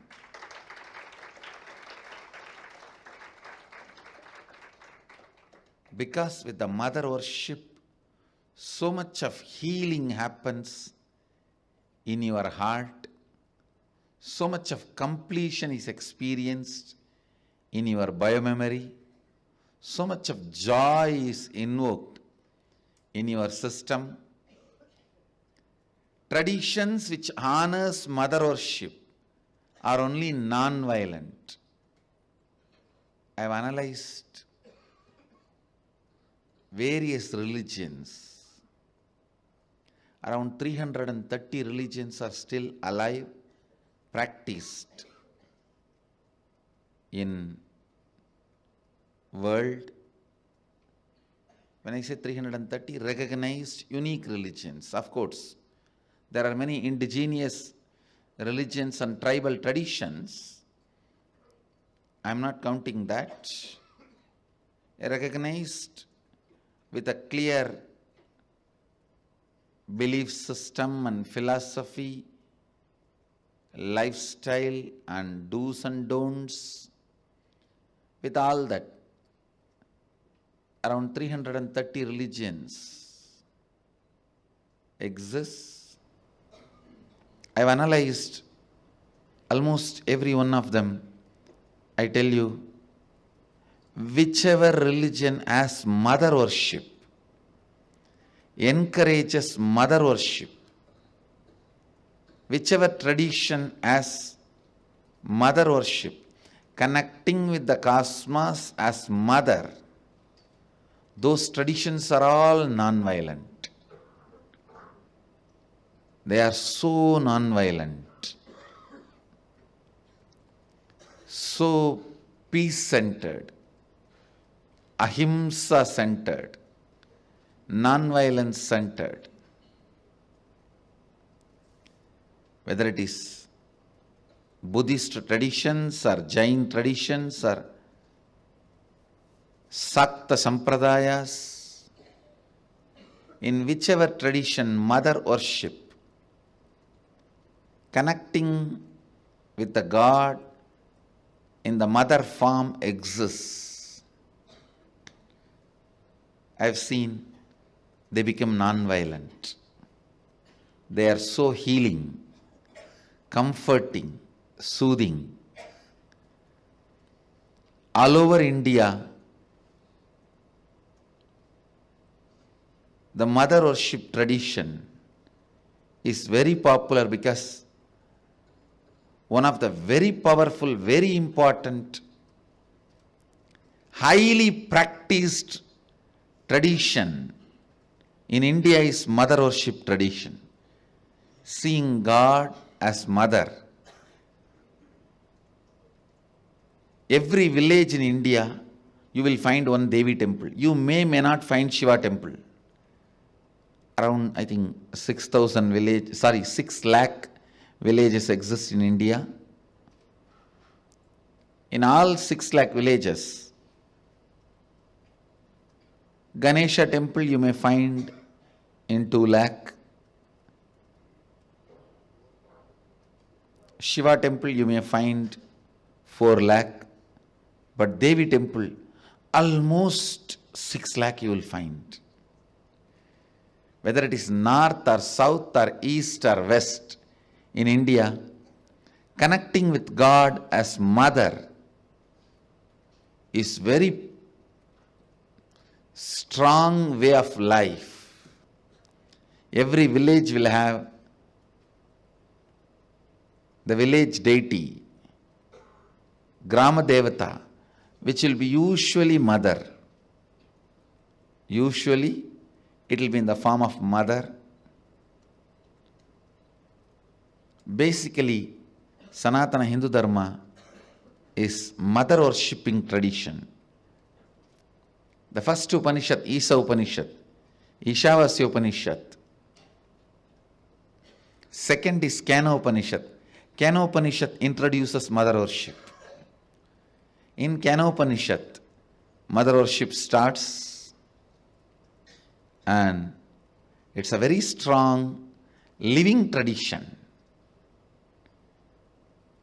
In India, in Bharat, in Sanatana Hindu Dharma, today the mother worship starts. Today starts Navaratri.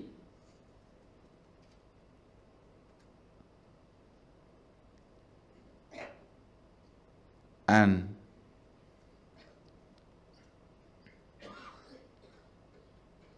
all the ashrams, centers, mandirs of Nithyananda Sangha should start celebrating Navaratri from today, because basically I myself a Sakta, mother worshipper.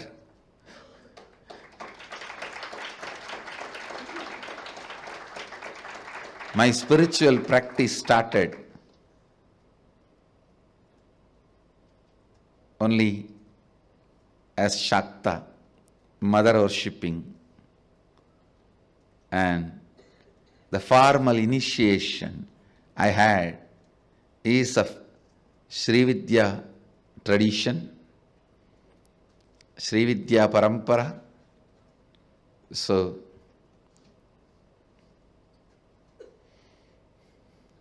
there is so much to tell about mother worship. Only with mother worship, your bio-memory becomes complete. And your whole being is awakened with energy, Shakti.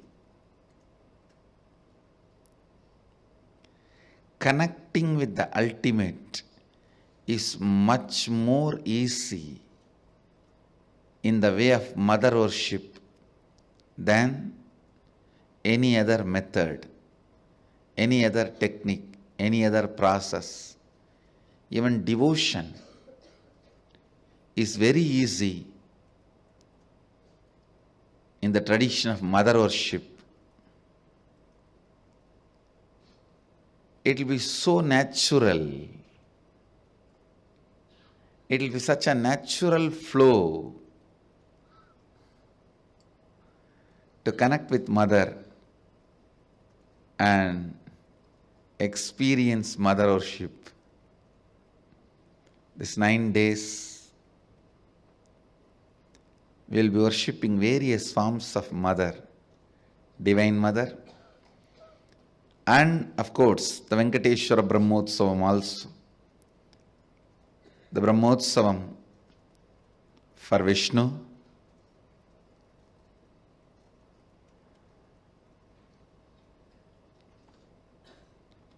actually Vishnu is also considered as one of the Shaktis of Shiva.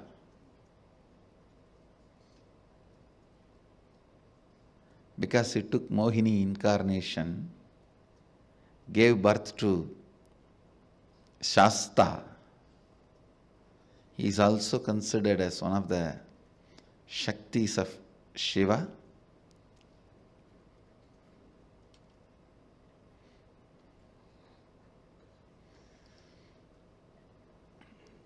Vishnu. Venkateshwara Brahmotsavam also happens during the Navaratri.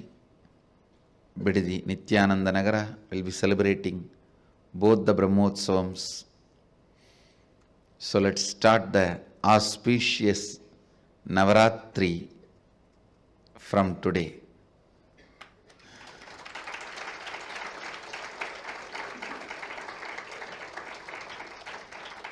With this announcement, formally I inaugurate the auspicious Navaratri Brahmotsavam and Venkateshwara Brahmotsavam officially and formally. I'll continue to expand on the 16th verse of Isavasya Upanishad. Pushanne karshe yama surya prajabatya vyuharasmin samoha tejo yatte rupam kalyanatamam datte vashyami yosavasau purusha sohamasmi. All of you may be aware, I am commenting on Isavasya Upanishad in every morning satsang. I'll continue to expand the translation of the 16th verse. O Pushan, consciousness, who is the nourisher, sustainer of the all, the primeval solitary traveler, the disciplining principle of all, is like the bright effulgent sun and is the Lord of entire creation, which is his subject.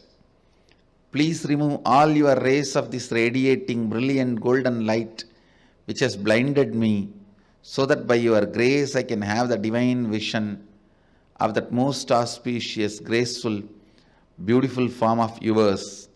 That which is there, the glorious sun, is the mirror of the Supreme Being, who is all-pervading, pure consciousness of the cosmos.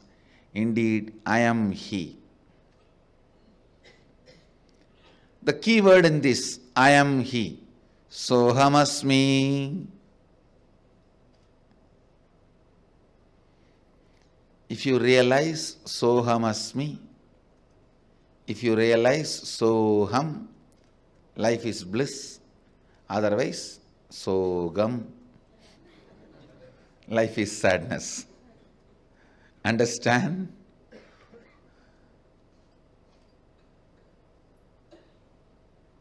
The key word in this verse, first few lines, it looks like he prays to something which is far away. But last word gives the punch that far away is within me. Understand?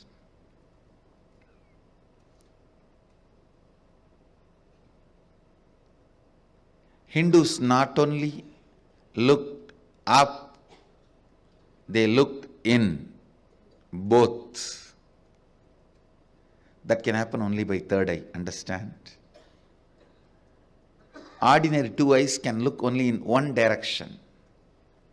Only third eye can look into both height and depth, looking up and looking in.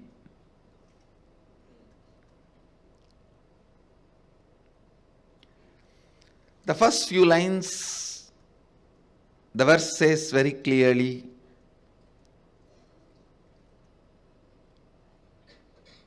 it literally prays to God who is up, above, beyond the sun in the cosmos.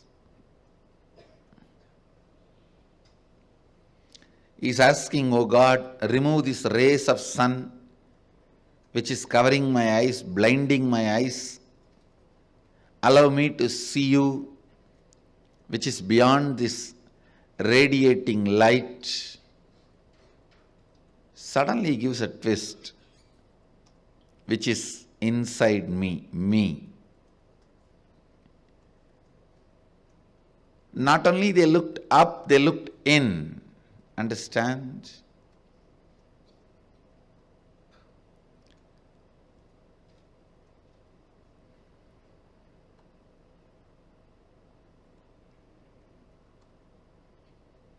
Somebody asked me,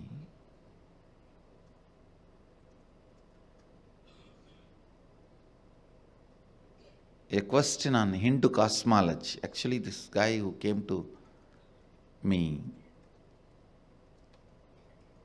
is studying Hindu cosmology from Bhagavata and Garuda Purana. He asked me, Swamiji, can you give a precise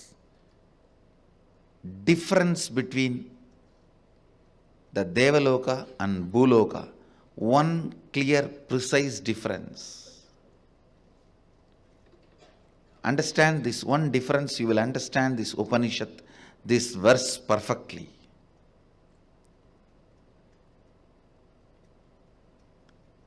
See, there is two logic.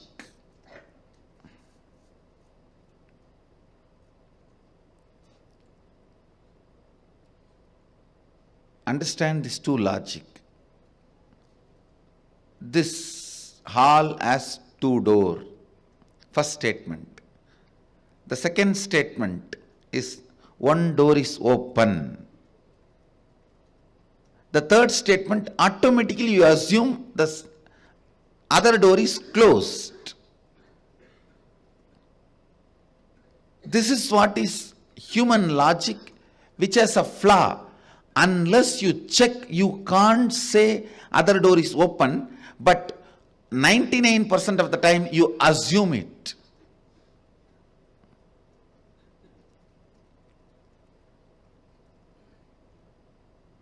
The fact is, other door may be open, may be closed. Only after checking you can say. But your logic is such, the moment you hear the first statement, this hall has two doors. Second statement, one door is open. The third statement, you assume. You assume the third statement. The other door is closed. No.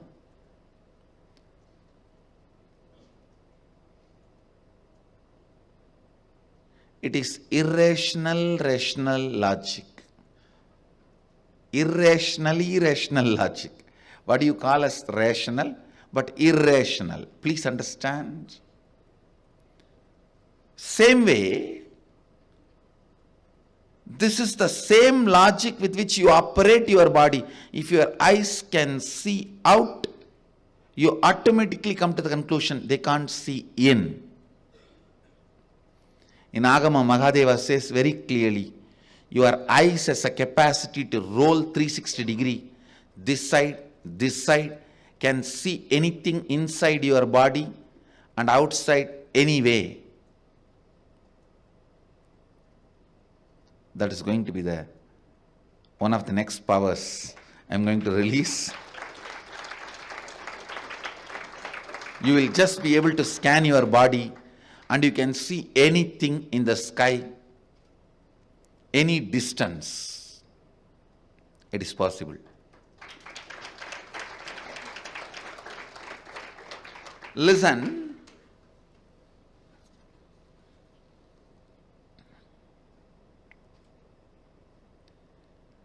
When you believe you can see any distance in the sky out, you automatically shut down the possibility you can see in. The irrational, rational logic. If one door is open, automatically you come to the conclusion other door is closed. You don't even go there and see and then decide. Listen. Please understand, the logic you believe in your normal life, that is the same logic with which you handle your body, and your body's capabilities and abilities are developed. If you believe, you can see up and in. From the beginning, your body will develop that capabilities. If you believe you can see only up, not in, you will have only that power. This power will be forgotten. Understand? Your beliefs about life will naturally impact in a very strong way your beliefs about your body. Your beliefs about your body will impact abilities and capabilities your body can experience and express. The powers and experiences you can experience and express.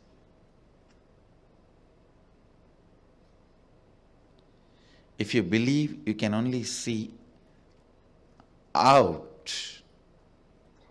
You will be praying, "Oh Lord, where are you? Show me." Only if you understand, you can see there and here. You will declare, "Yes, oh Lord, where are you? Reveal who is in me."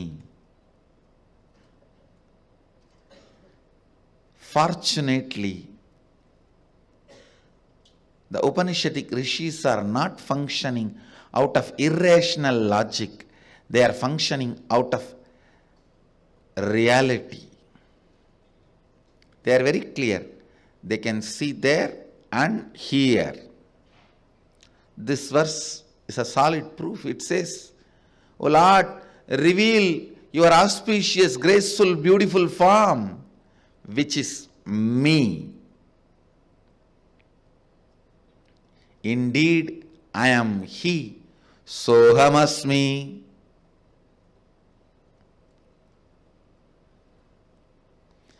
A irrational, rational, logical man can never understand this truth. A man who decides if the first door is open, second door will be closed, is atheist. Man who thinks, "Let us check and then tell whether the second is open or closed," is a seeker. A man who has realized not only second door is open, even first door will open the moment you touch, is enlightened. The man who can see whether the door is closed or open is incarnation. Understand?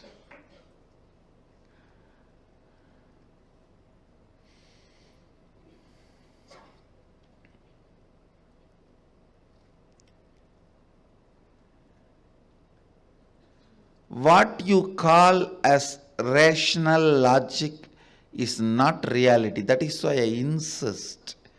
Please understand, I insist again and again. Anything which limits your belief about life is stupid theory out of incompletion. The definition of money by materialists, definition of health by pharmacists, definition of law-abiding citizen by lawyers. I can go on giving the example. All that will be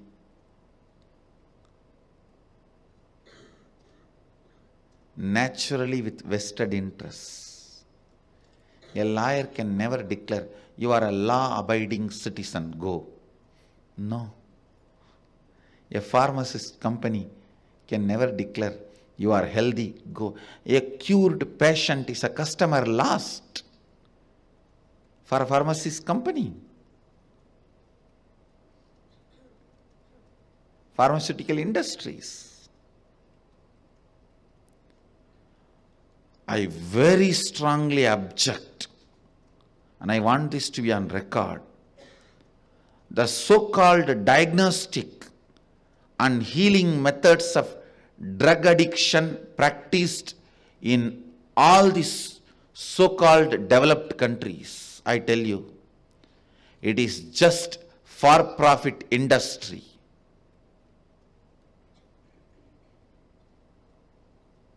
The countries where prisons and rehabilitation centers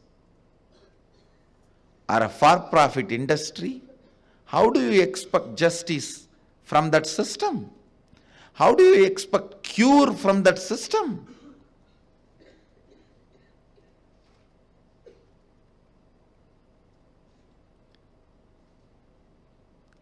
Whether it is about addiction or psychiatric problems, please understand,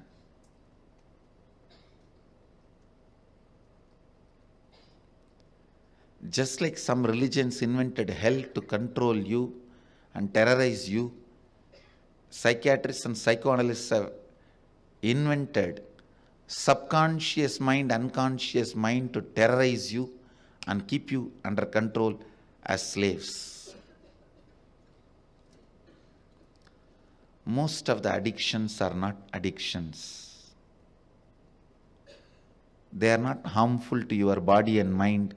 Other than the belief which gets inserted into you, they are harmful to your body and mind. And many of the addictions you can walk out simply, casually, if you are given the method, an alternative way of thinking. I tell you, almost all cancer researches are hoax. Real breakthroughs, cures were never allowed. Actually, the so-called cancer researches are just to suppress the real solutions, cures. Same way, all these solutions discovered for addiction, psychiatric problems, everything is just to suppress the real problems or the real solutions. The real solution, traditions and thought currents are forcibly suppressed by this so-called research industry, because cured patient is a customer lost. Which industry will spend money to lose customers? Who will do the research to lose customers? Most of these de-addiction therapies, psychiatric, psychoanalysis solutions, psychiatric drugs are all only trying to maintain you in borderline. Trying to maintain you in borderline. That's the right word I'll use. Maintain you in borderline.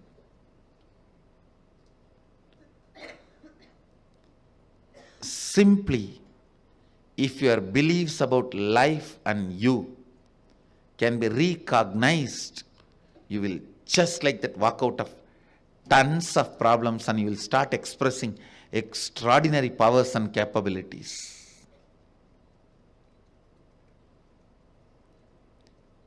I'll demonstrate what I am talking through my Gurukuls and show it to the world.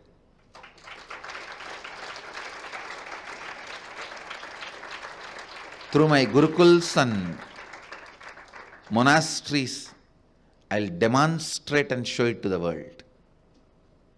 I'll demonstrate. I'll prove. The solutions lies in the recognition, not in anything else. Solution is reorganizing your beliefs and re-strategizing your understandings, re-strategizing your life based on new understandings and reinventing yourself.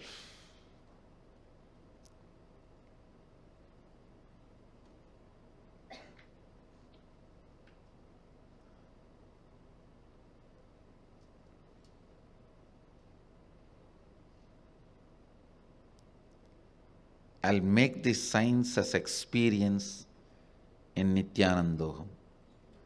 I'll really make it.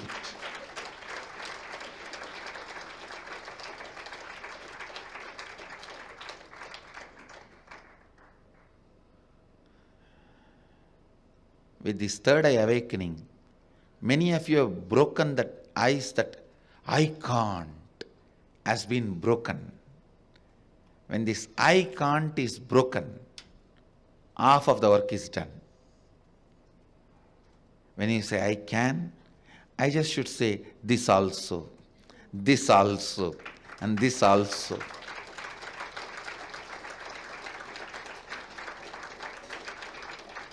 That's easy for me.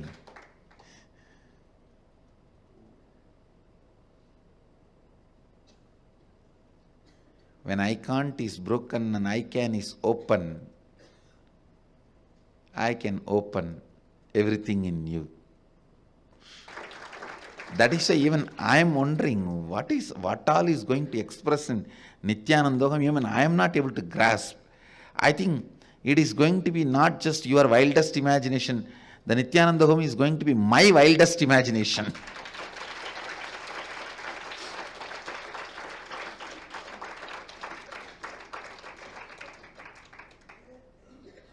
First of all, I am going to break the limiting logics with which you are functioning, limiting rationalities with which you are moving. I'll do it. Then multiple doors, possibilities will open up. So I bless you all. Let you all radiate with integrity, authenticity, responsibility, enriching car.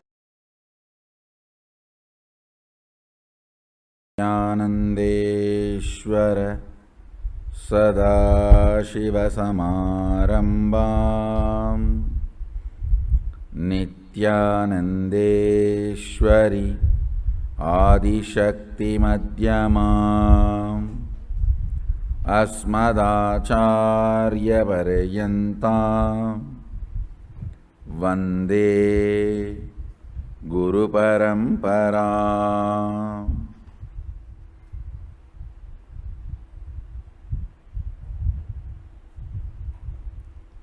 I welcome you all with my love and respects. I welcome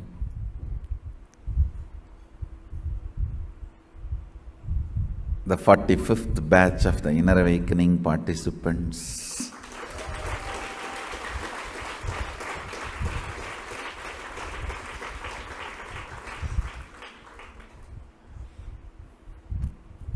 They are doing Inner Awakening on right time, when the whole Adinam is buzzing, getting ready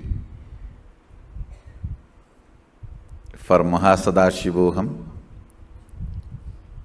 where all the Aushadha process, everything is happening side by side. So actually not only you are going to experience Mahasadashivoham, you are literally going to experience all the Aushadha process happening.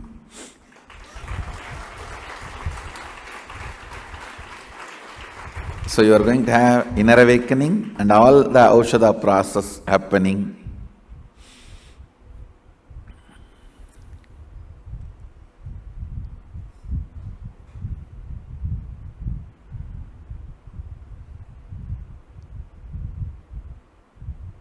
Welcome to experience the ultimate.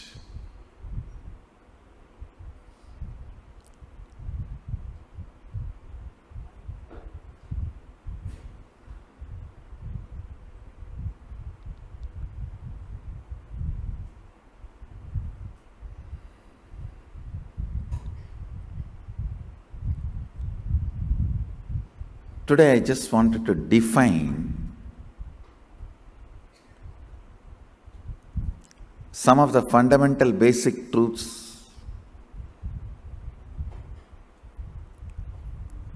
especially for the inner awakening participants who are entering into this Kailasa,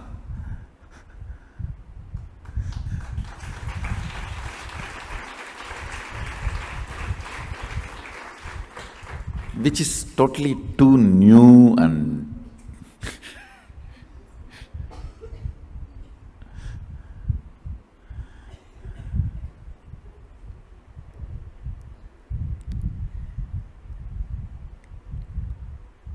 see, first and foremost truth. You have human body. You can believe you are given or you created. Anything is okay. You have human body to taste ultimate superconsciousness. Superconsciousness as a state of pure unclutching, completion.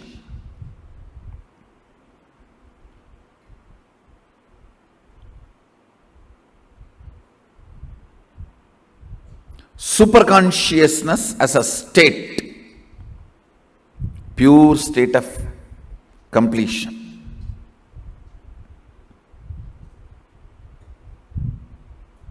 Unclutching, complete completion. Same superconscious operating space. Understand? Superconscious state, operating space. That means completion with others. Not only completion with others can be considered as a being neutral state, neither negative nor positive. Enriching others, where your consciousness oozes out and involves itself with others' life. Understand? Only when your consciousness involves with others' life, you manifest Ishwaratva. The Ishwaratva starts manifesting. The space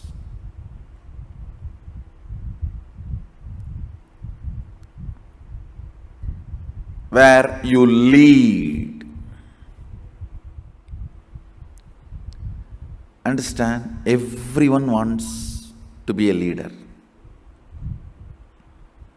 Really, everyone is interested. They want to be a leader. They want to help humanity.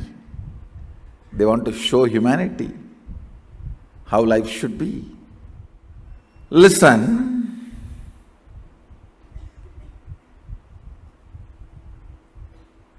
The state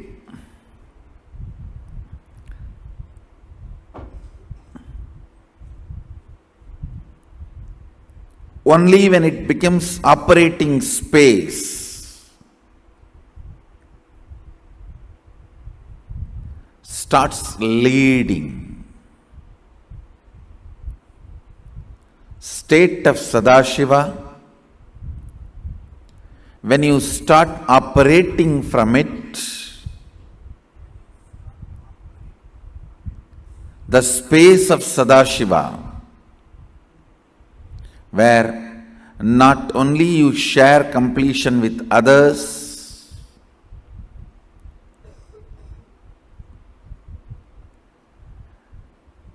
you start enriching others. You start causing others.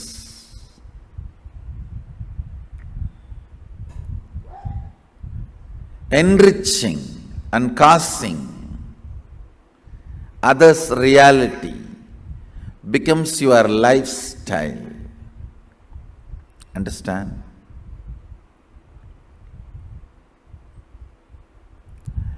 It is only when you exhaust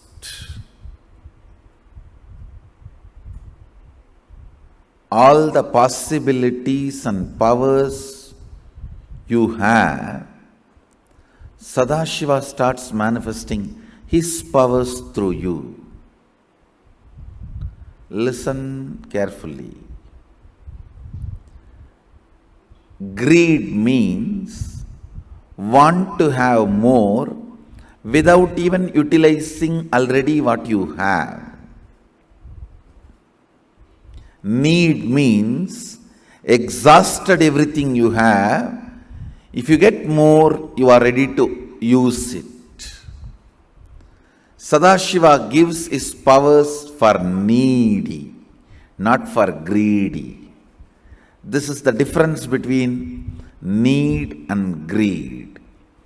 You exhausted everything he has given you already. If he gives you more, you are ready to manifest. You are ready to function. You are ready to share. You are ready to operate. Then he is ready. He is ready to give. Listen.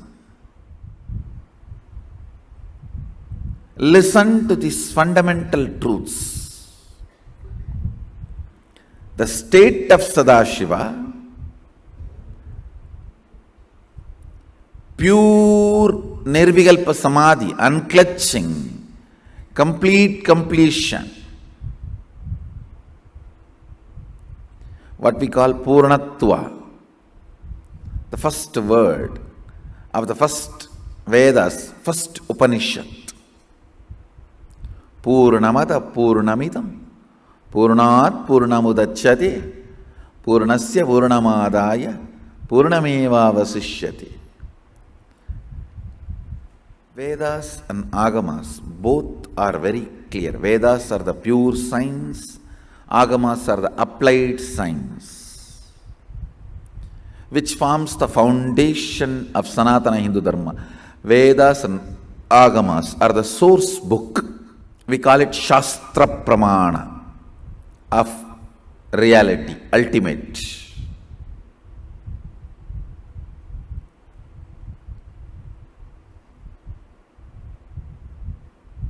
The fundamental thought current in Vedas and Agamas, it's very clear, out of completion, Purnatva only, all the great things manifest. So first, completion, Purnatva.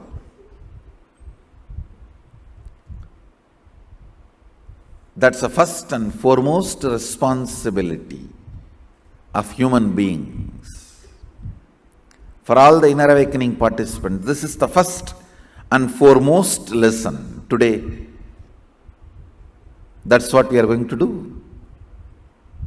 Working on you. Working on you to bring you to completion. The first session is Genesis of Identity. Understanding what you perceive as your identity. What do you feel as you is too important, because only from what you feel as you start developing second person and third person of your life. Understand? What you feel as you is your first person. What you perceive as others is your second person. What you perceive as your first person's perception of others and your second person's perception of the first person and second person put together is third person, the world. Understand? What you perceive as you is first person, I. What you perceive as others is second person you. What you perceive as others, I and you, and what your second person perceives as them and others, I and you of the second person, put together is third person, world. It is from first person, the second person evolves, the second person, the third person evolves. Your first person, second person, third person put together is your world. Nothing more. Nothing more. That's all is your world. Aligning, understanding, aligning and understanding your first person, second person and third person, and experiencing completion. And experiencing completion. Understand, wherever you are not aligning, you are only maligning the reality.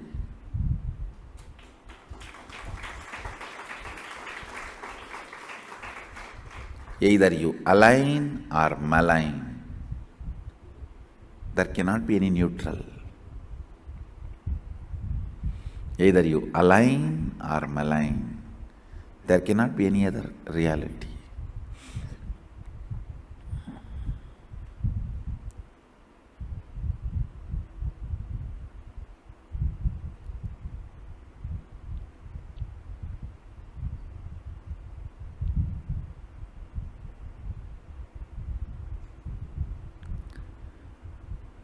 Aligning. If you are not part of the solution, you are the problem. Understand? If you are not part of the solution, you are the problem. Aligning and understanding the first person, second person, third person of your life. Who is the first person of your life? What you perceive as you.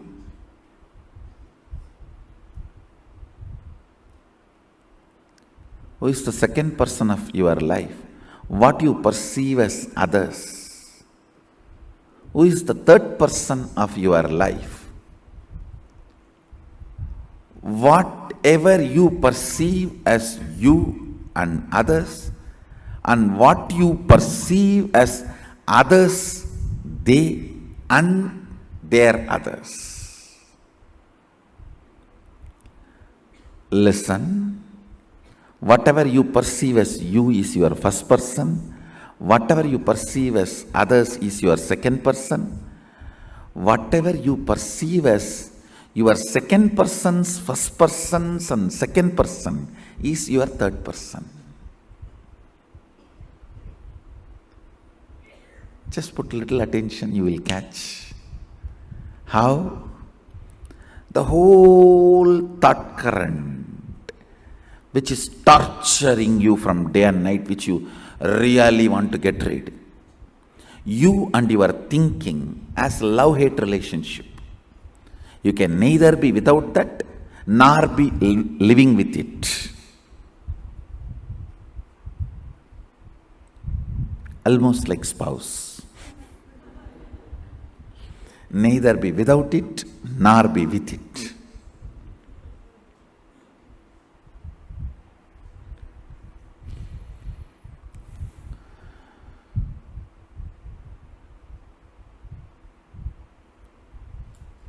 Even if there are 10,000 more rules with sannyas, it is much better to live with sannyas.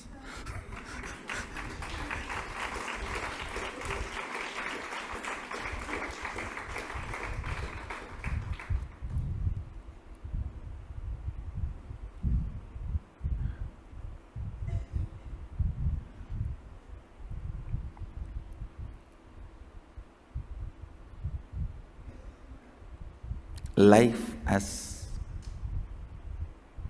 three components aligning you, the first person, to completion. Just integrity is enough, nothing else is required. That's all. Integrity. Understanding what I stand for and remembering to stand for it with chastity and purity. Integrity is enough to bring first person to completion. Completion between first person and second person, vidhi is enough. Vidhi means all of us sit together and try to understand our ambitions, hopes, desires, fears, come up with common collective understandings out of which we will operate. It's called vidhi, niyama. Understand. Vidhi is not law.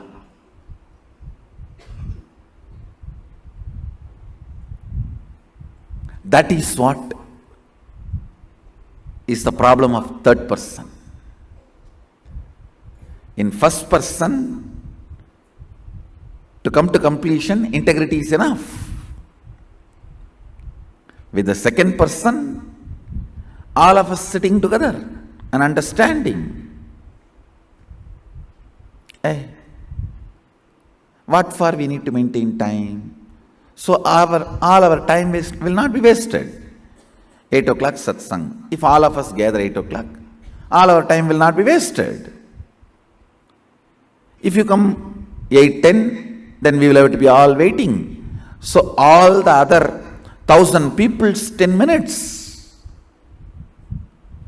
means 10,000 minutes getting wasted. So coming to those understandings and creating common regulations is vidhi.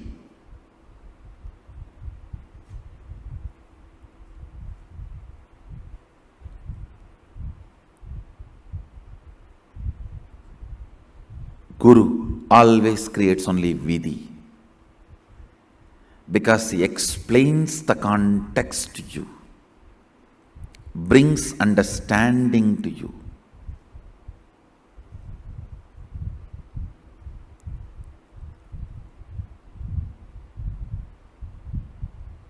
He creates vidhis. Nothing else. Dictators.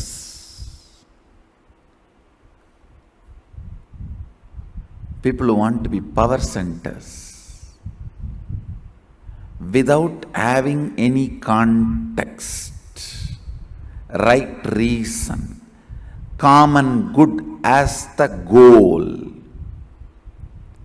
When they form their vested interest based vidhis, that become laws. That becomes law. If the common good is the priority, then whatever is formed is vidhi. If their individual interests, vested interests become priority, then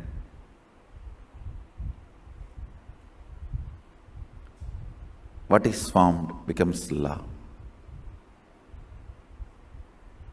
You need to understand this fundamental truth in all the levels. First person, second person, third person. I and you, and they. Whatever you perceive as your life,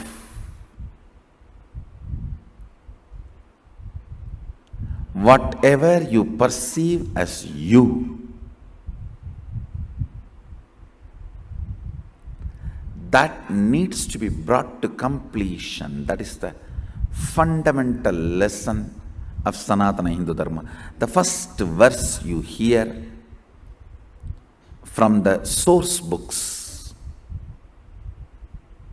of Hindu tradition, Purnamada, Purnamidam, Purnat, Purnamudachyate, Purnasya, Purnamadaya, Purnamevavasishyate.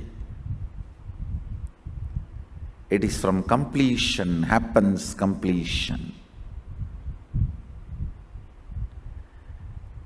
From completion, completion comes out and continues to be established in completion. It's not mathematics, understand? It is not logic of numbers.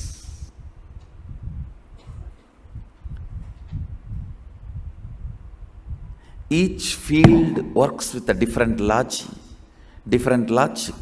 The logic with which bio works is biology.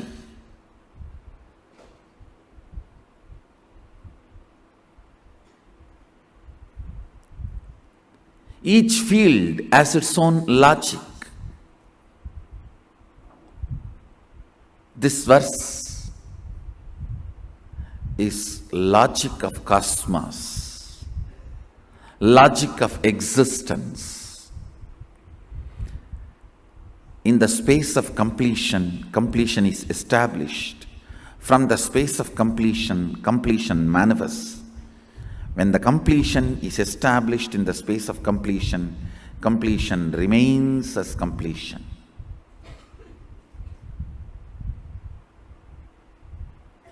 Even when the completion feels it has left the completion and it is incomplete, it continues to remain complete.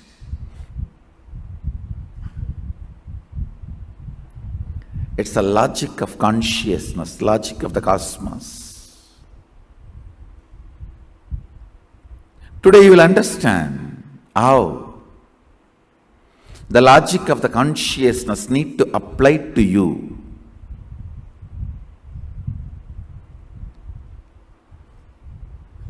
I'll teach you the science of how to apply the logic of the consciousness to understand you. As long as you apply the biology or psychology, you cannot understand you. Understand? You are neither bio nor psycho. So the logic of the bio cannot make you understand what you are. Logic of the psycho cannot make you understand what you are. Logic of the physio cannot make you understand what you are. Logic of the consciousness only can make you understand what you are and bring you to completion. That is the proof you are consciousness. Neither physiology nor psychology or biology. You are not bio because the logic of the bio does not bring completion to you. If you perceive about you based on the logic of the bio, it doesn't fit, it doesn't match.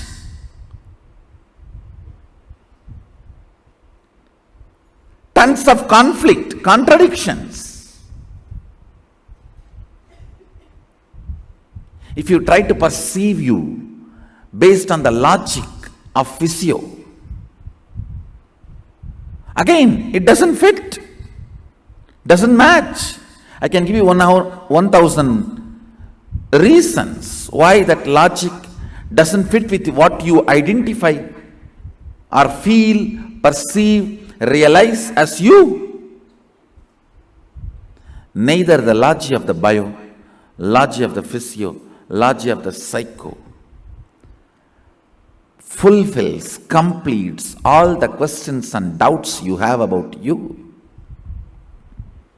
It is logic of consciousness that fulfills, completes, answers all the haunting questions you carry from the time you started remembering you.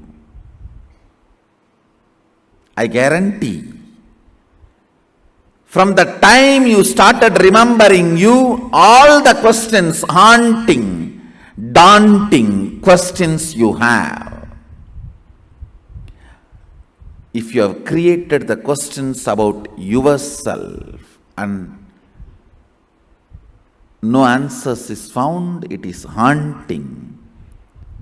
If others have created questions about you and you believed it and still you are not able to find answers for it, they are daunting.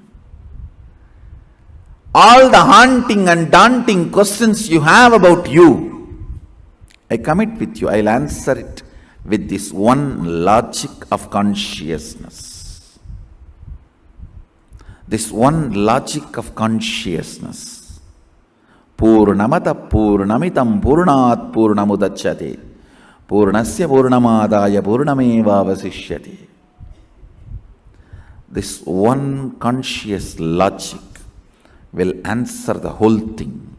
That is the proof you are neither bio nor physio or psycho. You are consciousness.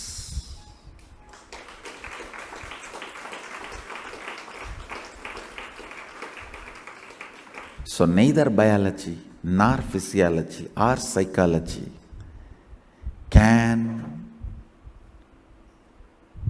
introduce you to you and answer all the haunting and daunting questions you carry about you. It is only the logic of consciousness can introduce you to you and bring completion to all the haunting and daunting questions you have about you from the time you started remembering you.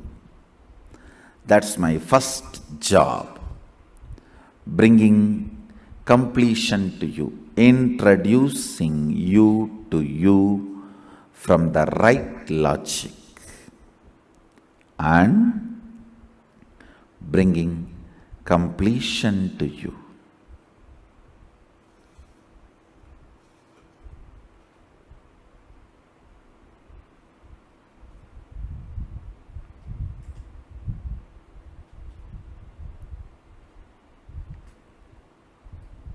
Today this is going to be the first day work introduction session.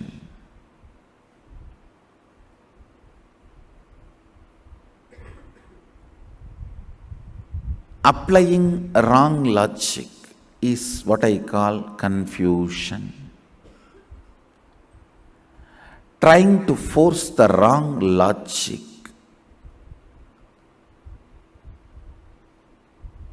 and trying to extract understandings from the wrong logic means you put the pineapple into the juicer and try to squeeze your best to get mango juice out of the juicer. No. That is what I call Maya. If you put pineapple, how do you think you can expect mango juice?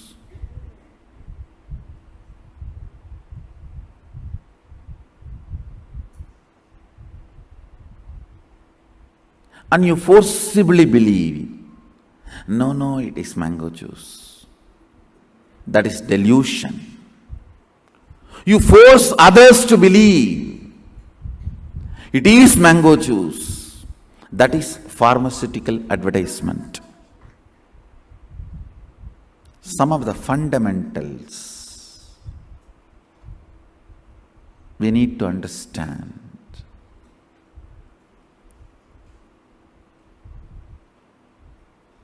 The unit with which you measure liquid cannot be used to measure the length. Length is naturally measured in centimeter, millimeter, miles. Liquids are measured in liter, kiloliter, or gallons. So each units are different. the units cannot be exchanged. It will lead to confusion. Same way the logic. The logic with which you understand bio, you can't understand consciousness. You are consciousness.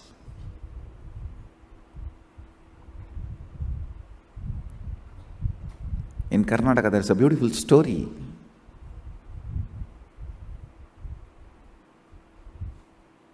Once Garuda comes down to planet Earth and sees so many Vishnu temples,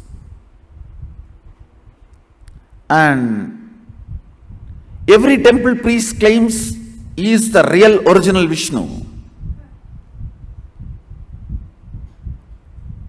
Garuda was confused and he wanted to know where the real Vishnu is standing.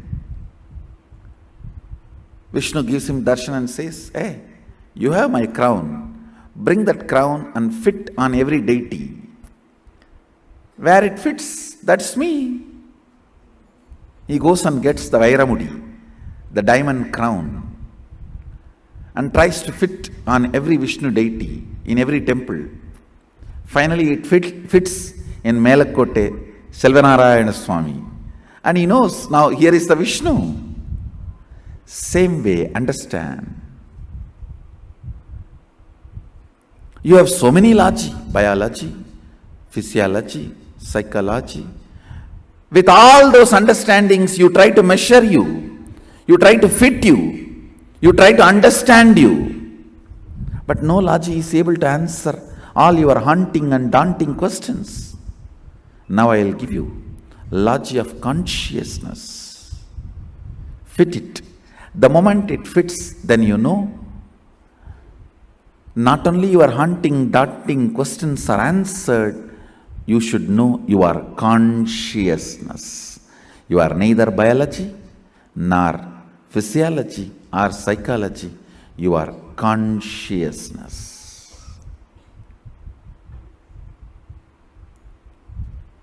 If the crown fits for this, is Vishnu, because this crown was exactly made to the size of Vishnu. Same way, if this logic fits and answers all your haunting and daunting questions, then you are consciousness, because this is logic of consciousness. Today I will introduce the logic of consciousness to you and bring completion to your being. Essence of today's satsang, logic of consciousness. With this, I bless you all. Let's all radiate with integrity, authenticity, responsibility, enriching, causing, living Shuddhadvaita Saivam, Sada Shivoham, the eternal bliss, Nithyananda. Thank you. Be blissful.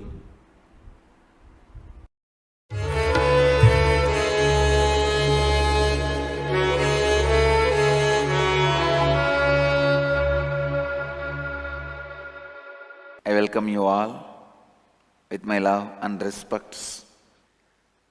Today I'll expand on the spontaneous completion. Completion through creation. Srishti Purnatva. In Sanskrit, I'll name this as Srishti Purnatva. Yesterday night,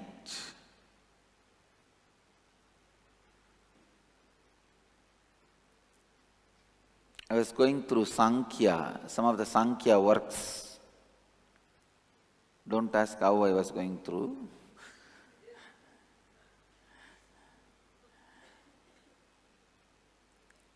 I was shocked. The whole Sankhya doesn't speak about God because completion itself was given the place of God. Methodology to reach the godliness was given the place of God. Please understand. Sankhya doesn't have the system of God, Because the methodology to reach the God itself given the place of God. It is Sankhya formed the basis for Buddhism. In Buddhism also, there is no God. The methodology to reach God is made as God.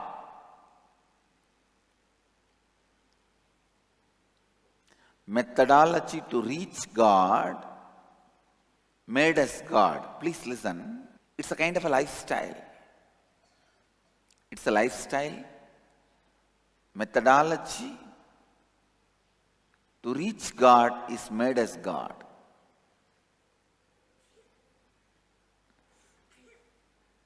It's a new way of thinking.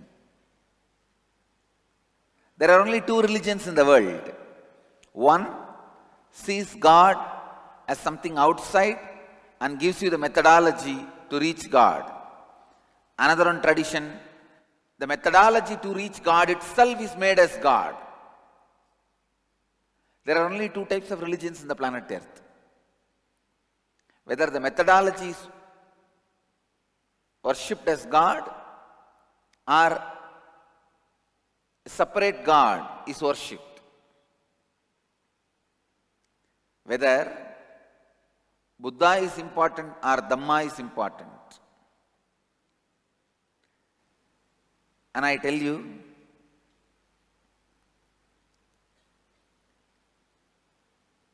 in the beginning, the methodology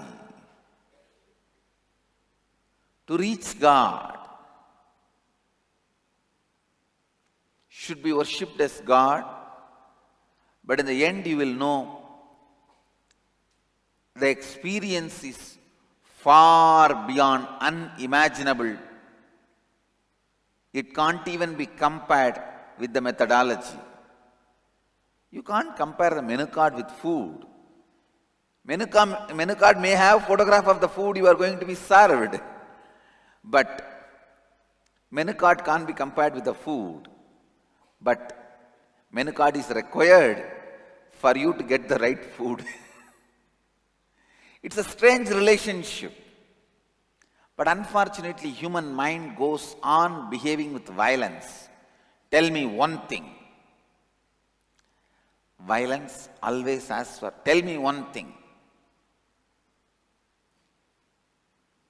Not having patience to study the whole thing. For mass, you always have to generalize. When you generalize, always the truth is lost.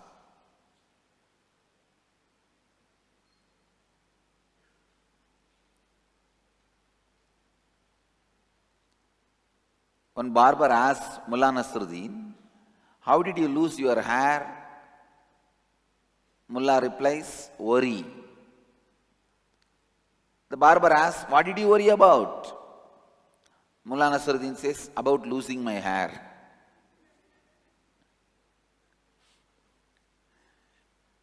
Your worry makes you lose your hair, and in turn, you are worrying about losing the hair. It's a vicious circle, see. Same way, you are forced to generalize because human mind is filled with violence. People are forced to generalize because human mind is filled with violence, and people ask, tell me one thing. I have always seen people ask for instructions are most violent people. Why they ask for instruction? So that they can miss the spirit and carry on with the letter. Listen. If you want to live the spirit, you will not ask for exact instruction. When you ask for exact instruction, you are working around how to miss the spirit.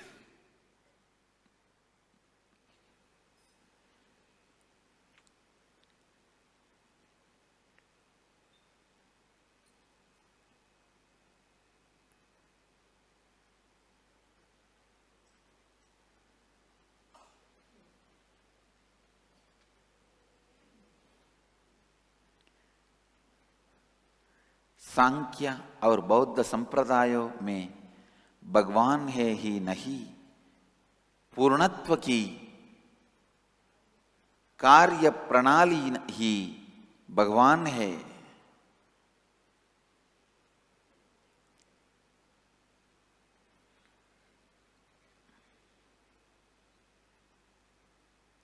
I could see the whole compassion of Kapila.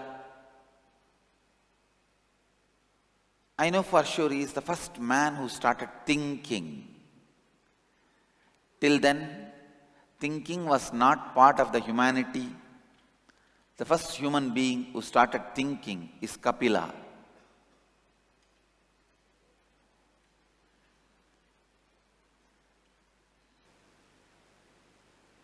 Listen.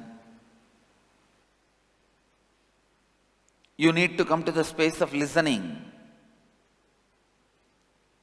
Please come to the space of listening so that you internalize this great truth.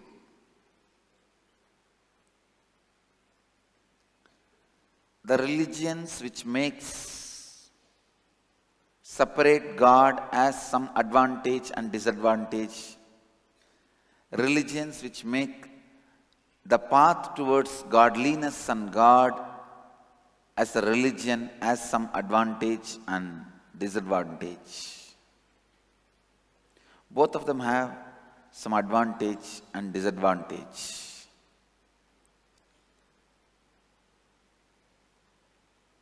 What exactly I want to do? I want you to understand the mental setup of asking any one final instruction is a violence, so drop and learn to understand the whole.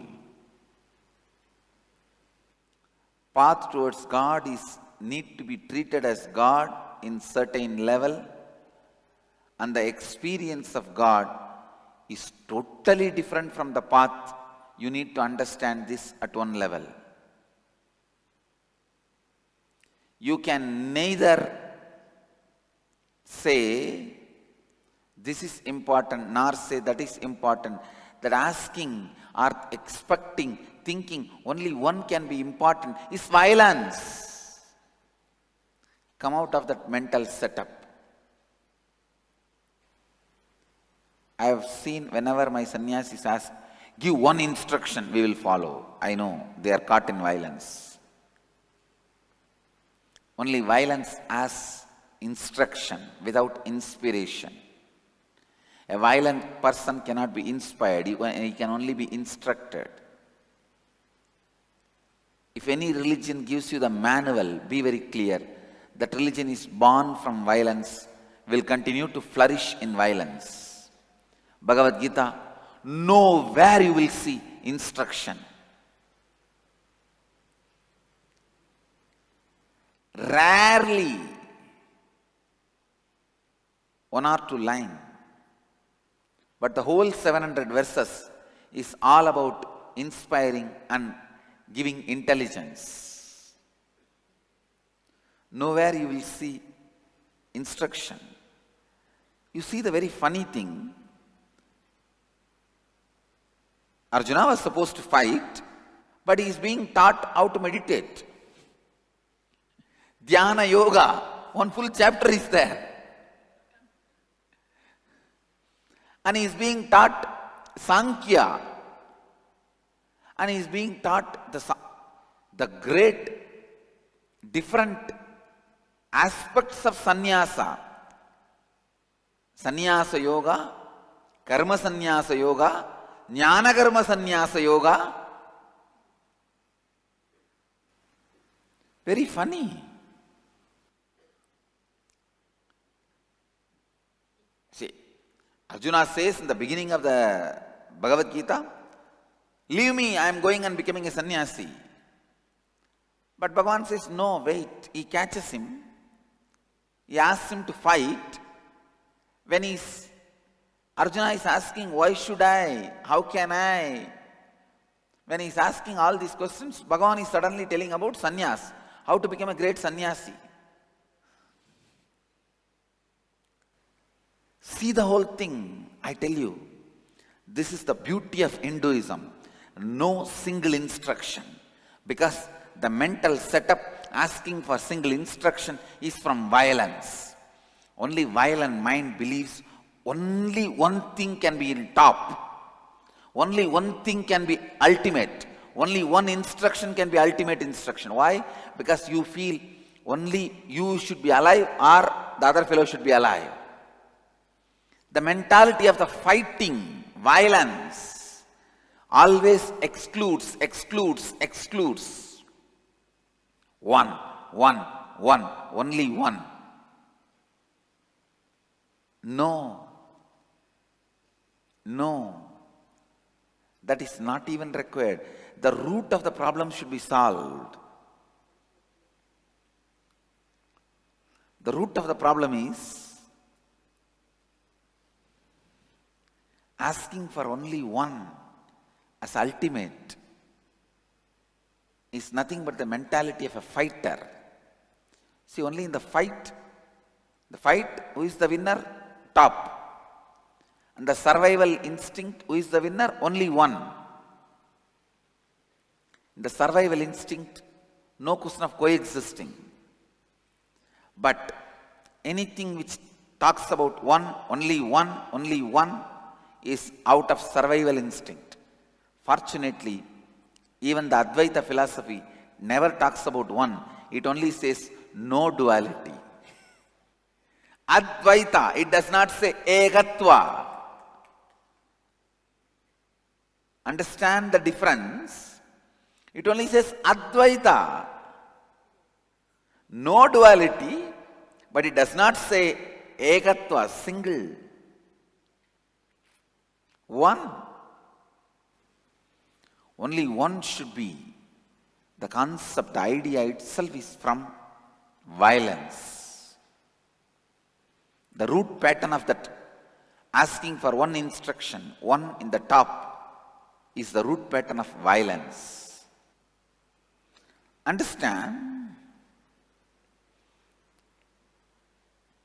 Bhagavan is not against Arjuna's sannyas. He says, go to sannyas out of completion. Bhagavan is only trying to do one thing. Out of completion, take any decision. Out of completion, take any decision. मैं कहता हूं भगवान तक पहुंचने की कार्य प्रणाली को भगवान मानना चाहिए, किंतु जब आप भगवान का वास्तविक रूप अनुभव करते हैं, आप देखेंगे कि वो अनुभव कार्य प्रणाली से ऊपर एक बिल्कुल अलग स्तर पर है। कपिल मुनि पहले मनुष्य थे जिन्होंने सोचना आरंभ किया। Kapila doesn't talk elaborately about God, but talks about the methodology to reach God.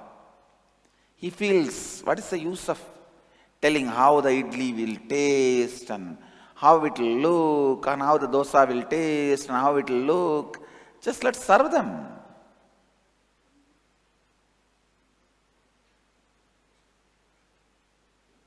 Maybe Kapila is the real spiritual activist. ए समझिए भगवान तक पहुंचने का मार्ग और भगवान का प्रत्यक्ष अनुभव बिल्कुल अलग है, किंतु दोनों ही महत्वपूर्ण हैं, दोनों के कुछ लाभ हैं। जब आप केवल एक उपदेश की अपेक्षा रखते हैं, सीधे समझिए कि आप हिंसा में स्थापित हैं। इस एकत्व का मूल हिंसा है।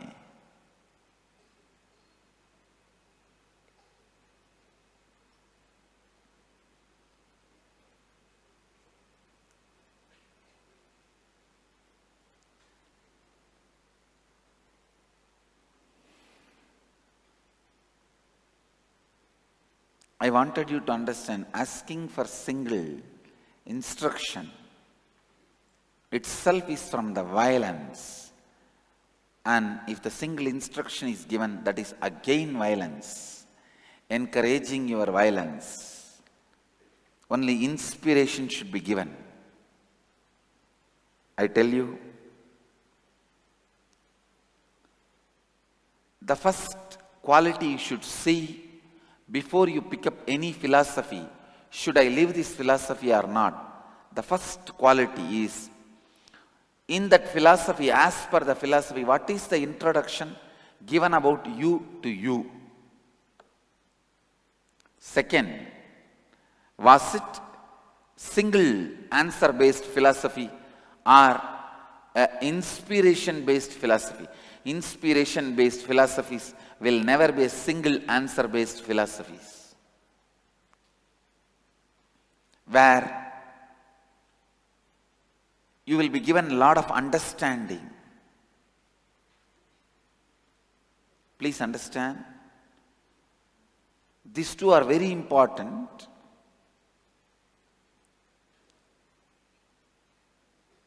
World is actually going to sit very soon. All the top religious leaders, spiritual leaders, theologians,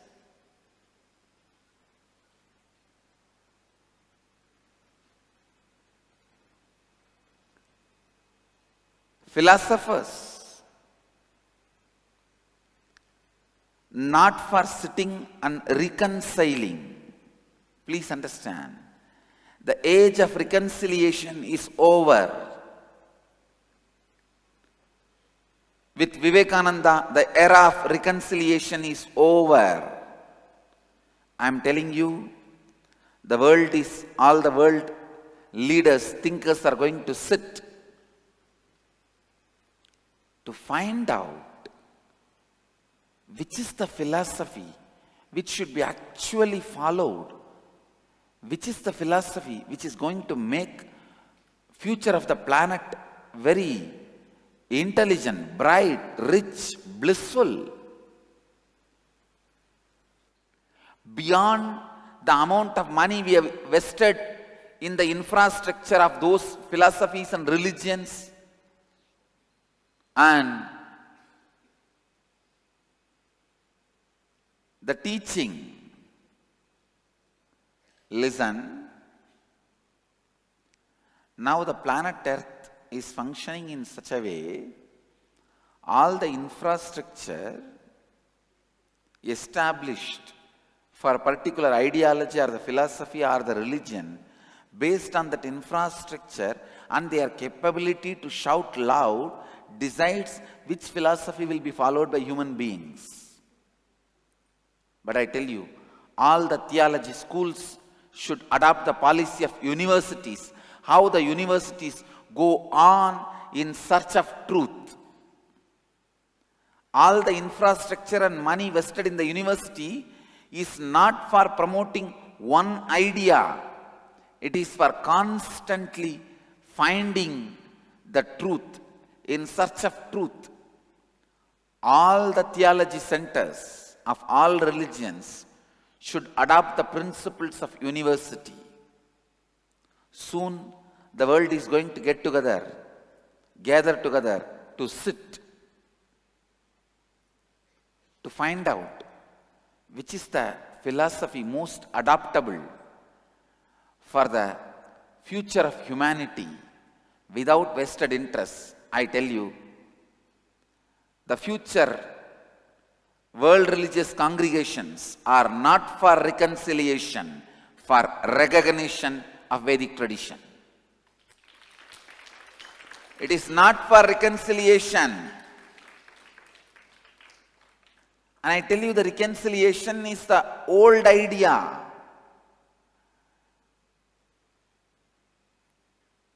I am not against coexistence. I am all for coexistence. But not out of powerlessness. Not out of powerlessness. Krishna does not want Arjuna to become sannyasi out of powerlessness, shivering, shaking. And Arjuna says, "Oh Lord, leave me, I'll go and become sannyasi, I'll beg and eat." No, I tell you, this fellow would not have become sannyasi. He would have gone and asked the food in a royal way, hey, give me food. If somebody doesn't give, he would have picked up his arrow, bow and arrow, to shoot the person for his food. Because he became sannyasi out of powerlessness, not out of understanding or completion. All religious leaders are going to gather. The world religious congregations are going to happen, not for reconciliation anymore, but for recognition.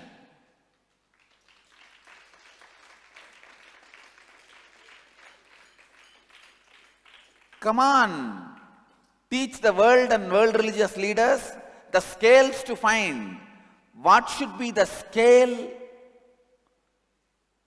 with which we should measure, which philosophy should be followed, which philosophy should be lived, which philosophy should be practiced.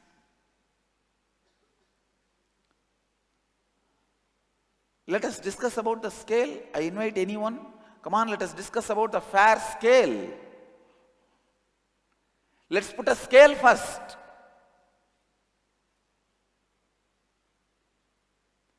Not the fantastical, poetical description given about God or the world.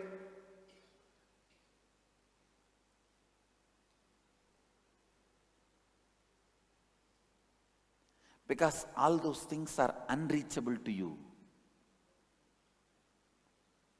The fantastic description, poetical descriptions about how God is and how God's place looks, who is his housekeeping in charge, who is his accommodation in charge,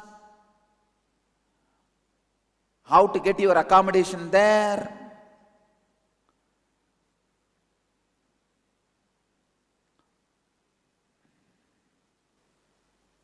Anybody can sing all these fantasies. It takes only few hundred rupees of alcohol. If you pour the petrol, vehicle will move. If you pour alcohol, all these poetries will come.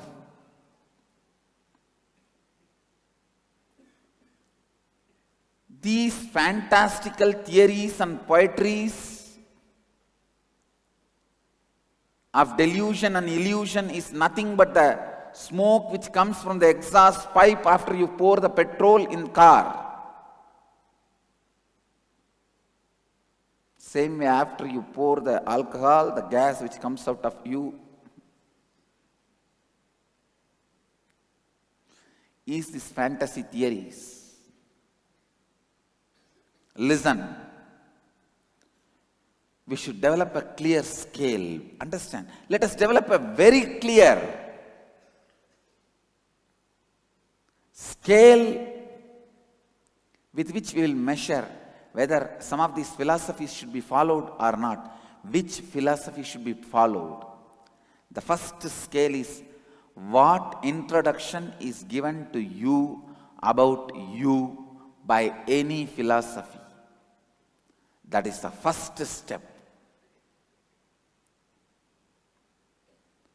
What is the introduction given about you to you? Because I tell you, all philosophy finally ends in a vague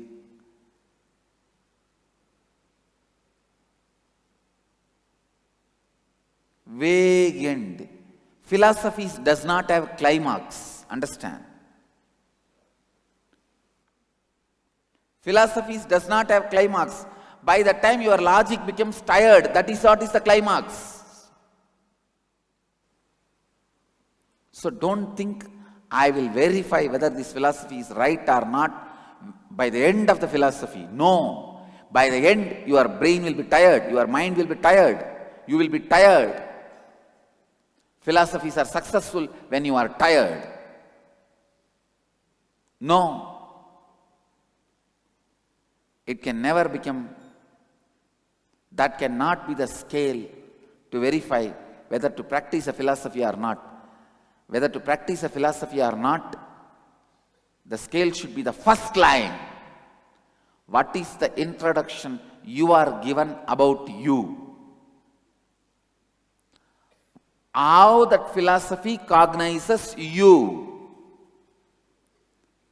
At that point, you should make the decision whether to go in or not.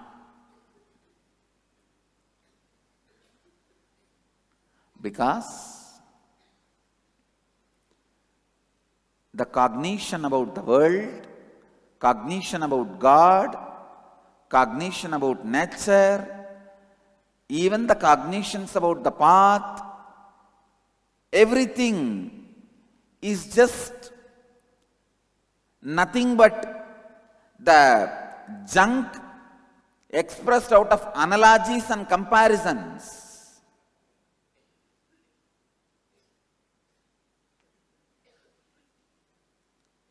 You can't destroy your life on somebody's capability to give analogies and comparisons. No, wake up. Don't waste your life. Don't be powerless in front of philosophers. They are the most dangerous people. They will exploit you. If you are powerless in front of your enemy, is he going to leave you alone? Is he going to be showing any grace for you? Is he going to be compassionate for you? No. Philosophers are more dangerous people than your enemies. Philosophers are the enemies of the world, enemies of the humanity. They are perverted mental thought. They are trying to establish it for a more number of human beings. If more number of people are mad, madness is no more mad. If more number of people are mad, madness is no more madness. Infecting people with certain kind of madness is spreading a philosophy.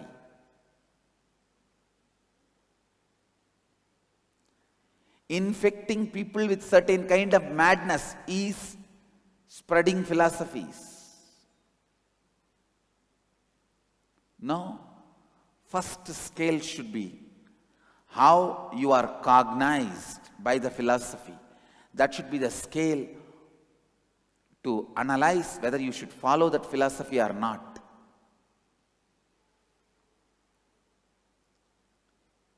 If the philosophy starts with the right cognition, then it will naturally lead you to completion.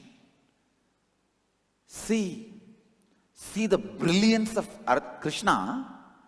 The moment he opens his mouth, the first thing comes out of him is Sankhya Yoga.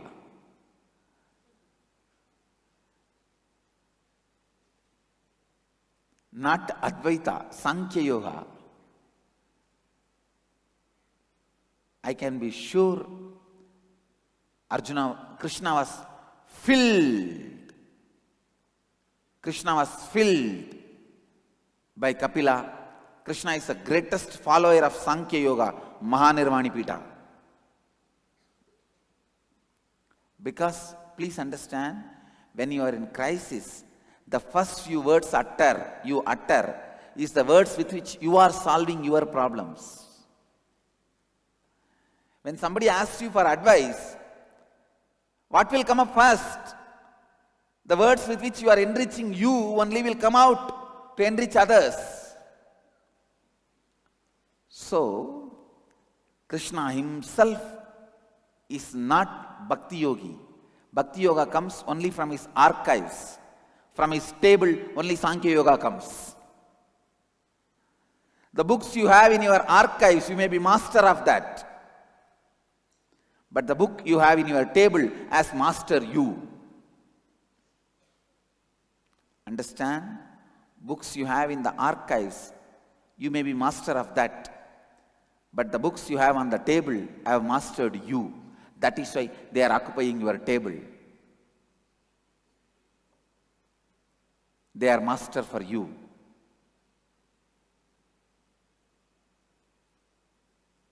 The moment Krishna opens the mouth, and I can be sure Krishna was more shocked than Arjuna, because Krishna would have never seen this dimension of Arjuna shivering, shaking. Krishna would have never seen that. When Krishna was slapped with a shock by Arjuna, that's the right description I will give. Krishna wakes up, and the first thing comes out of him is Sankhya.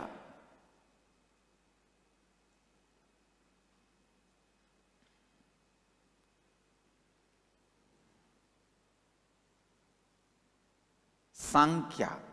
In Sankhya, you are recognized as a soul.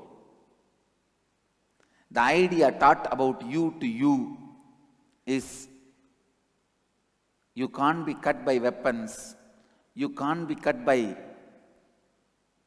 any other way, you can't be burnt by fire, you can't be made wet by water, you can't be blown away by air.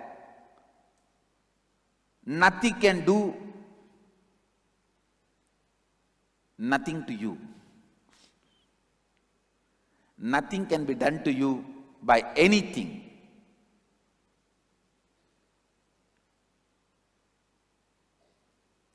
Understand? An amazing introduction you are given about you.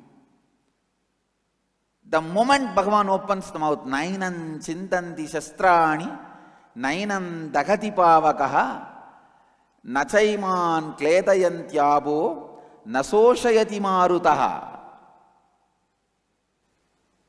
You can't be touched by anything.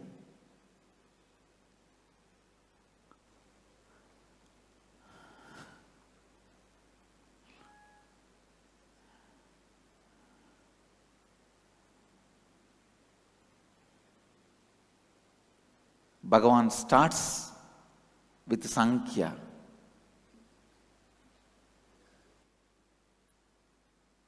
Then he goes on explaining sannyasa, bhakti yoga, karma yoga, jnana yoga, raja vidya, rajaguhya yoga, kshetrajna vibhaga yoga. He goes on different yogas. Jnana vijnana yoga, shraddhatraya vibhaga yoga, moksha upatesha yoga.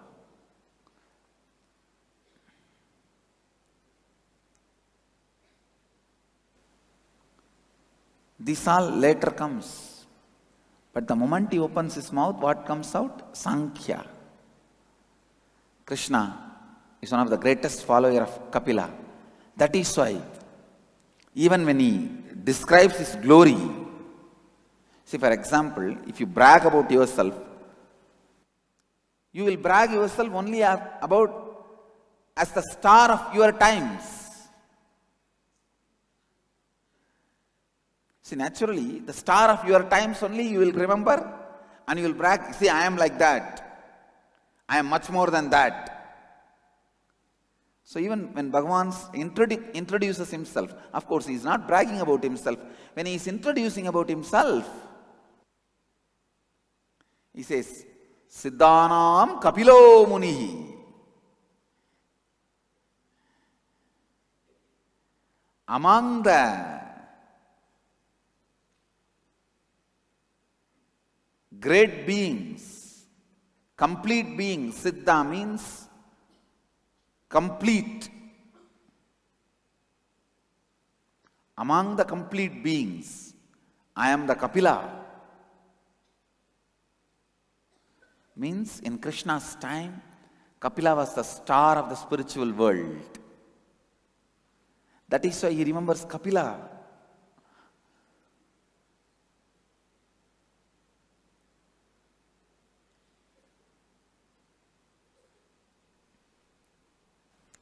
Understand, ध्यान से सुनिए। अद्वैत सिद्धांत एक ही प्रणाली का प्रोत्साहन नहीं करती है।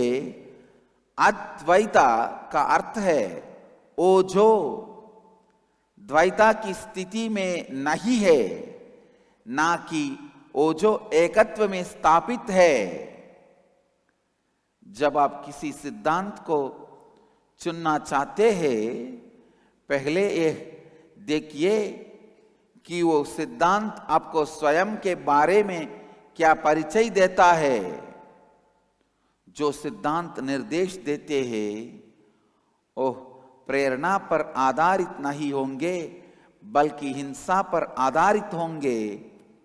ध्यान से सुनिए, आने वाले विश्व धर्म सम्मेलन धर्मों की बीच संधि के लिए नहीं, बल्कि हिंदू धर्म को मान्यता देने के लिए होंगे। तत्व ज्ञान का कोई अंत नहीं है। अंत में आपका दिमाग थक जाता है और इसीलिए उस तत्व ज्ञान को आप मान लेते हैं कोई सिद्धांत का मापदंड उसका अंत नहीं, बल्कि उसका आरंभ है। वो सिद्धांत आपको स्वयं का क्या परिचय देता है। इसीलिए मैं कहता हूं कि तत्वज्ञानियों पर विश्वास ना कीजिए। सांख्य योग को देखिए, आपको स्वयं का क्या परिचय देता है कि आप एक अमर आत्मा है, आपको कोई कुछ नहीं कर सकता है। Understand, you are the only thing available immediately to you. God is not immediately available to you. Universe is not immediately available to you. You are the most immediately available to you. What idea is given to you about you by any philosophy will reveal the purpose of its existence. Did it come out of completion, and is it staying in completion? Is it leading people in completion? Is it leading people to completion?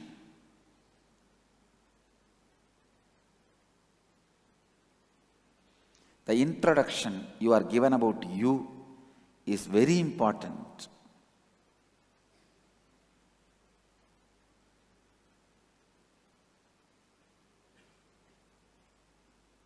Some philosophies teach you you are the sinner. Some philosophies teach you are the slave, you are supposed to be the follower. Even in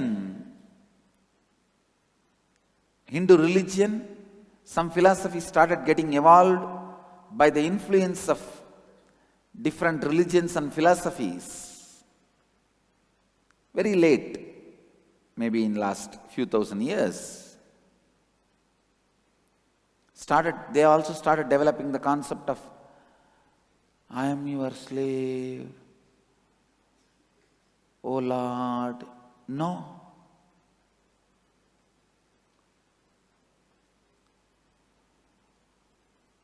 I am very clear, they are not part of Hinduism. They are not original thought trend of rishis, our founding fathers. Our founding fathers, the rishis, original thought trend is out of completion.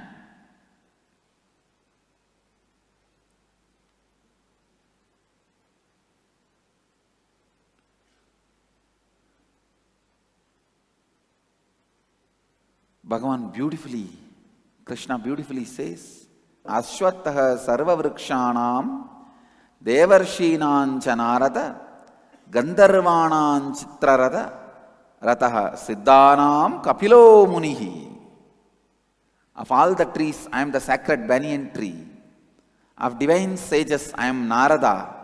Of Gandharvas, I am Chitrarata. Of perfect, complete beings, I am Kapila. Understand how a philosophy introduces you to you should be the scale to follow some philosophy or not. O humanity, I commit with you. I will sincerely dedicate my time and work, make all religious leaders, philosophers, theologians, I won't give up on them. I'll make them understand the right scale with which we should measure and decide what should be the future philosophy, which philosophy should be for the future of the humanity, which philosophy should be practiced for better future of the humanity, which is the best philosophy which will make the future of the humanity best.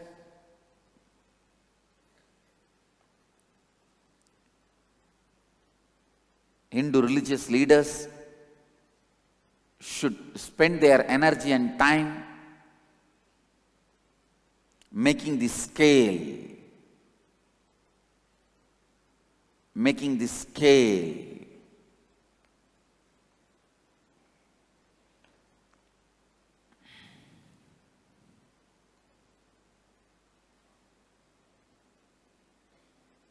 The Hindu religious leaders should know they should put their energy and intelligence, time to make the world recognize Hinduism, make the world recognize,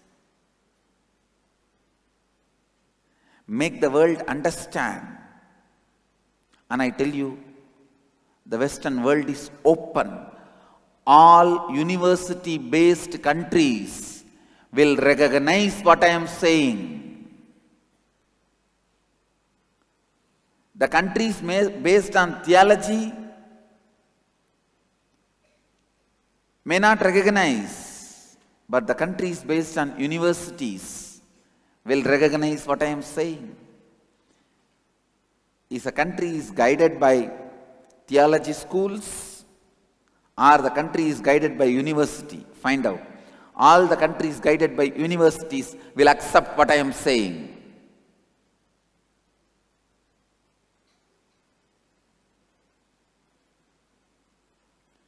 The greatness of Hinduism is the first thinking man, Kapila, experienced completion. So it's a religion based on completion, not any revolution. It's a completion based religion, not complication.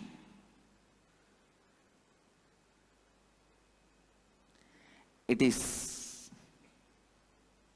not revolution based religion. It is evolution based religion.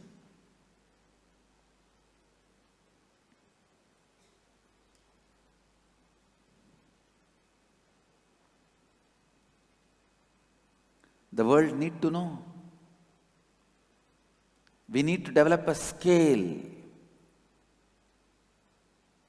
Just like Western countries developed a scale for money. They developed a scale, dollar, euro, and they developed a scaling mechanisms, certifying mechanisms for diamond, country, for everything. I tell you, developing a scale for the strength of religion, scaling, measuring the religions and philosophies is the work of Hindu saints. It is our work. We will develop a scale, the standard measurement for what should be the philosophy, what should be the scale to measure, which philosophy should be followed, which theology should be lived, which principle should be lifestyle.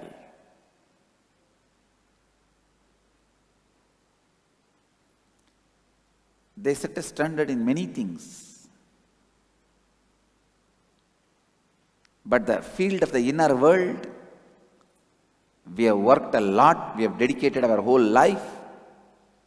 I tell you, the field of the philosophy, we should set a standard.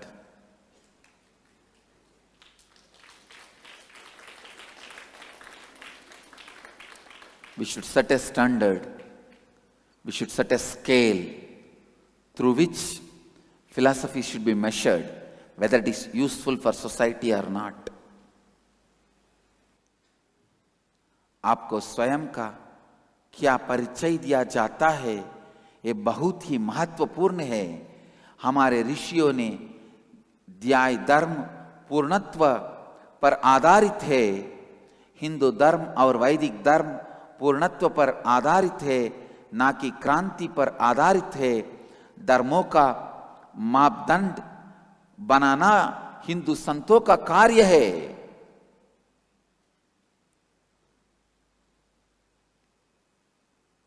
And I tell you, I commit with humanity, oh humanity, I'll dedicate my life and I'll be successful. I'll make it. I'll make it.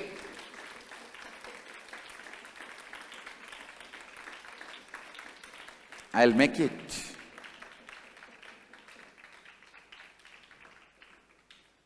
I'll make it.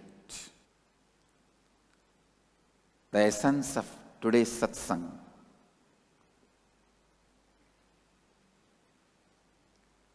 Have more understanding.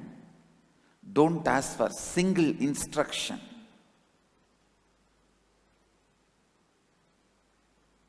Live completion.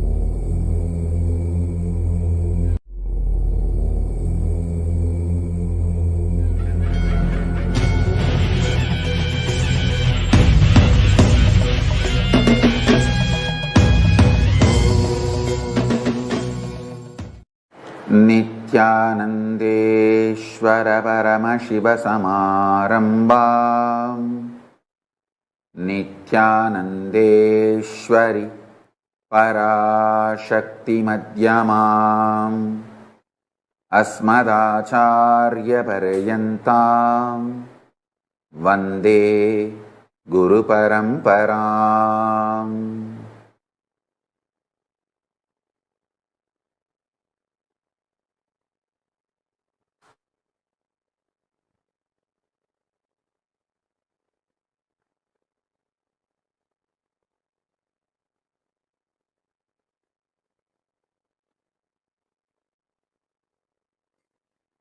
I welcome all of you with my love and respect. I welcome all the living and practicing Hindus from all over the world.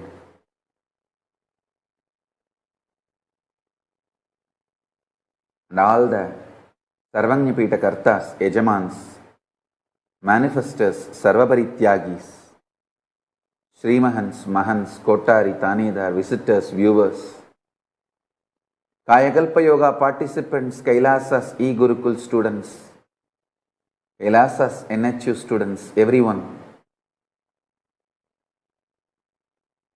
I welcome all of you with my love and respect.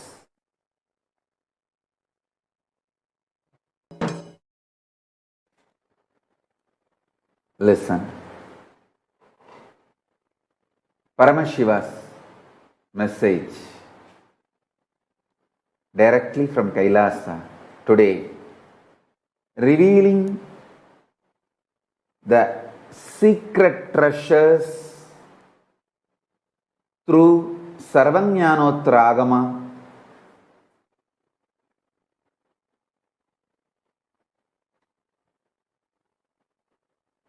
Paramashiva's response to Subramanya. Subramanya asked some questions to Paramashiva about the nature of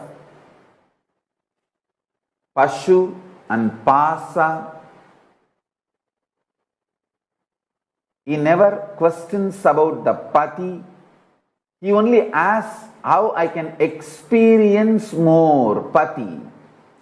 You need to know this beautiful verse.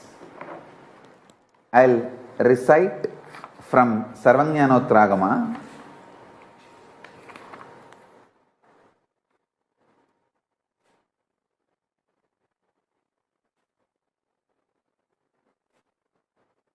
Patischa kim vido gneyas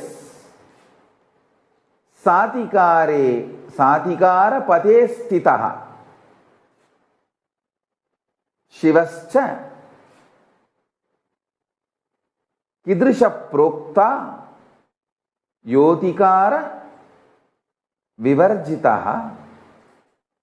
I'll read the translation.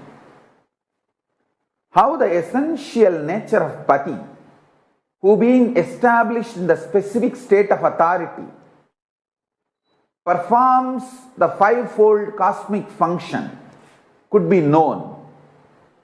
How the essential nature of Lord Shiva is above and free from the specific state of authority has been explained. Understand? He is not questioning the authority of the Paramashiva. He is only asking how the binary logic and cosmic logic is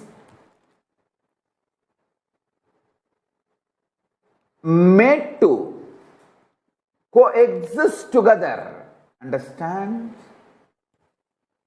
Listen. If you understand how the binary logic of the universe you are experiencing and multidimensional logic of the cosmos happening, how these two are fitting, like how the gears in gearboxes get clutched and the power is transmitted, and how and when they get unclutched when it is not needed to be transmitted. He is only asking about the functionality of cosmic logic empowering binary logic. Understand? He is not questioning the authority of Pati. He is not doubting the powerful existence of the cosmic logic. He is only asking how it is happening, explain to me. Now I will tell you.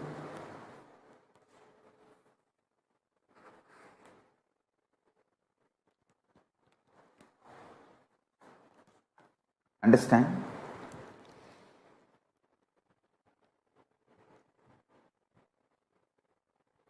If you know how binary logic under which you are all caught is empowered by cosmic logic, and where cosmic logic empowers binary logic, where cosmic logic keeps itself away from binary logic, where cosmic logic is above the perception of binary logic. It is like how cosmic logic creates binary logic, where it sustains binary logic, where it destroys binary logic, where it puts the binary logic into delusion, and where it lifts the binary logic and liberates you. Liberates it. That's it. You are all small gears of binary logic. Parameshwara, Paramashiva is the large cosmic logic wheel. When that cosmic logic wheel touches your gear and empowers you, awakens you, triggers you, and when it withdraws, when you, triggered by Paramashiva, empowered by Paramashiva, starts deluding, you have your own individual supernal effulgence and get deluded. And when you realize the power is from cosmic logic, not from individual binary logic, and rest back in samadhi, this whole flow is Shivajnana. This whole flow is Paramashivajnana. Listen. Anyone understands this whole flow is liberated immediately. Liberation happens by understanding of this simple knowledge. It's too simple. That's the most beautiful thing. It's too simple.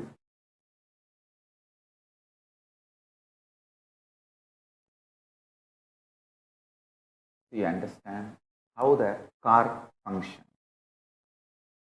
Any automobile, there will be shaft through which power is transmitted into gearbox, and different gears are there, which is connected to the wheel, which actually moves the vehicle. Those gears come and get connected to the power gear. So understand, the power gear is the cosmic logic. Paramashiva, Parameshwara. When that gear is rotating, this each gears which empowers the wheel. Sometimes only the front two wheels are powered. Sometimes all four wheels are powered. This gears which connected to the wheels come and get connected to the power gear and move the vehicle. When the vehicle need not be moved, or the speed need to be increased, that means the gears need to be changed. This gear which is connected to power gear moves out. Either the other gear comes and gets clutched, or if the vehicle need to stop, no gear comes and the whole vehicle just stops. Understand this principle. The power gear, the source power gear is Parameshwara, Paramashiva. The individual gears which comes and gets connected is individual soul, binary logic. You, Pashu. Pashu gets empowered by Pati. Sometimes Pati empowers Pashu. Sometimes Pati maintains the speed of the Pashu. Sometimes Pati withdraws from Pashu. Sometimes Pashu starts getting deluded. It has its own independent supernal effulgence without getting connected to Pati. Then sometimes Pati liberates Pashu from that delusion. Understand, Pashu, bound self, is binary logic of this world, this universe. Empowered by cosmic logic, Paramashiva, the source power gear. If you know when is the principle, when is the source gear empowering,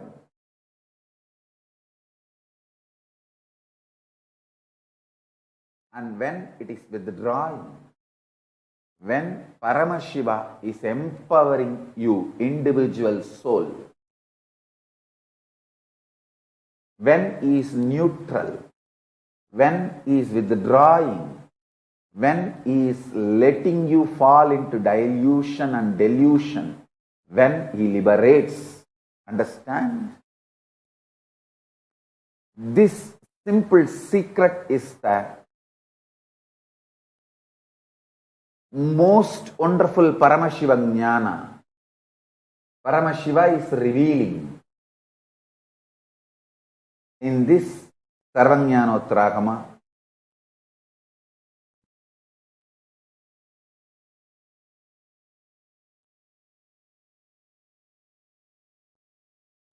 I'll read the further verses and give you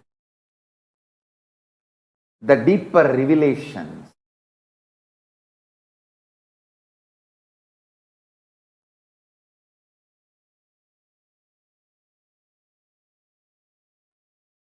Tamras iyaivatu hematvam antarleenam yatastitam antarleenam tatagnyeyam shivatvam utkalasyatu.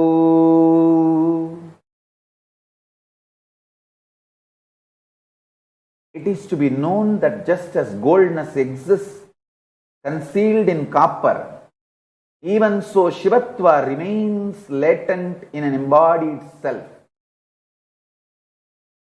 Rasasiddham yadatamram hematvam pradipatyate tatatmanyana sammandat shivatvam pradipatyate.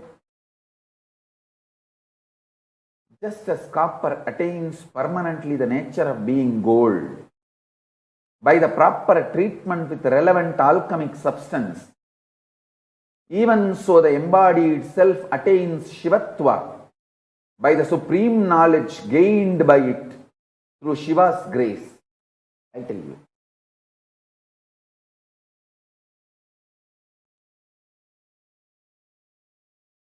You will become what you hope as you.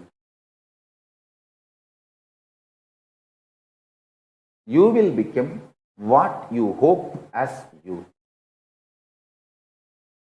You will become what you consciously desire as you. You will become what you consciously visualize as you. Listen to these secrets. The good news is your conscious visualization, your conscious declaration, your conscious decision is highly revered in cosmos. Your conscious visualization is highly revered in cosmos. I tell you.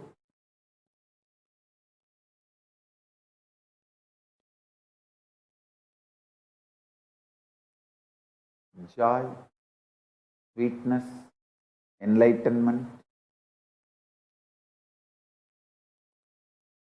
Paramashivatva, all this.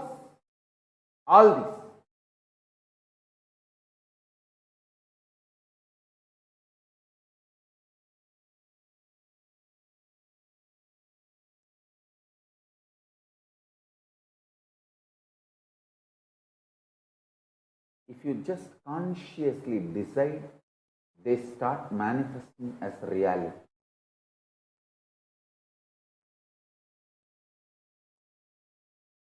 If you see Paramashiva's revelation, what he reveals in these verses,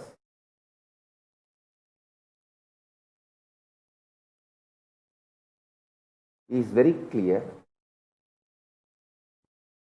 Even when you think you are a bound self, Shivatva exists in you. Understand? This is the secret he is telling to his own son. I tell you, ultimately.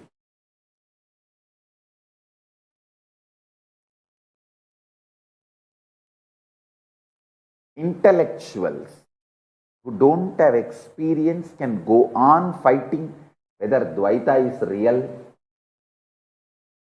Visishtadvaita is real, Advaita is real. They can go on fighting for their mental satisfaction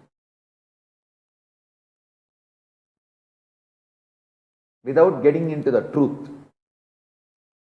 Only when you get into the truth, you will understand all of them are real truth at various levels of the cosmic logic. And Shuddha Advaitam is the complete vision of the cosmic logic. Shuddha Advaitam is not a logic or a philosophy. It is primary principle. Listen to this clearly. Sound of Dakshinamurti and silence of Dakshinamurti need to be understood in reality. See, the silence of Dakshinamurti is not the soundlessness. Any sound you can only hear in certain decibel. If it goes below the decibel, you can't hear. If it goes above the decibel, you can't hear.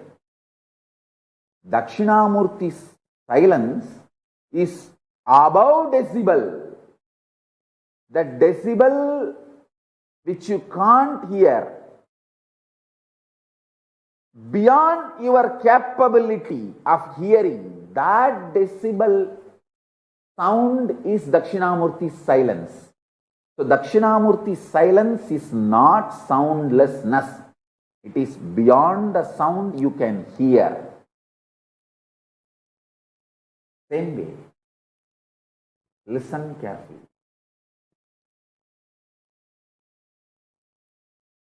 Dakshinamurti's silence is not soundlessness. It is beyond the sound which you can grasp, perceive, hear. The human ear has a dynamic range of the threshold of 120 to 130 decibel. You can neither hear below 120 decibel nor you can hear above 120 decibel. Sorry, 0 to 120 to 130. I can say 0 to 130 decibel. Listen carefully.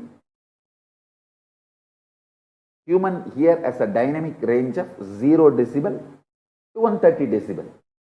If something is below the 0 decibel, you can't hear. Something is above the 130 decibel, you can't hear. Dakshinamurti's silence is above the 130 decibel. It is not soundlessness. It is the sound which is beyond your capability to perceive, beyond your range. Same way, Dakshinamurti's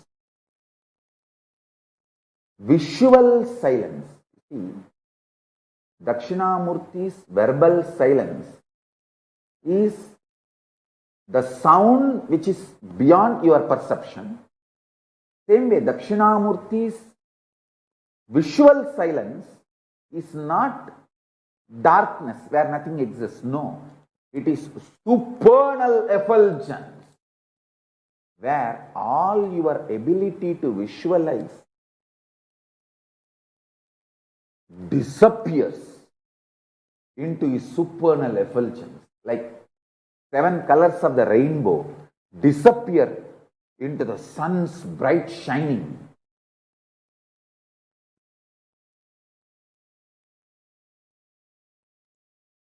your ability to visualize dissolves, disappears into the supernal effulgence of Dakshinamurti. Understand?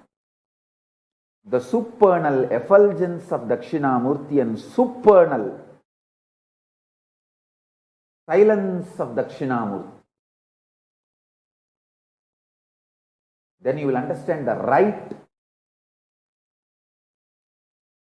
knowledge, right clue about the existence of Paramashivatva. If you understand this one truth, today you can manifest powers. The common frequency the human ear can hear is like a 20 to 2000 hertz, 0 decibel to 130 decibel maximum. 20 to 20,000 hertz or 0 to 130 decibel. That's it. If it is below 20 hertz, you can't hear. If it is above 20,000 hertz, you can't hear. Dakshinamurti's silence is above 20,000 hertz.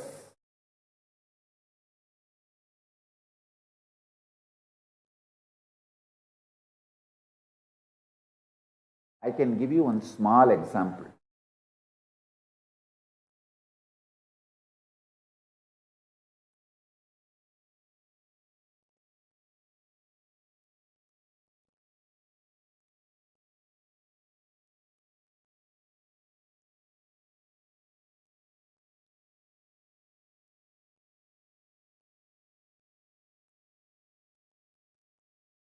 Very simple.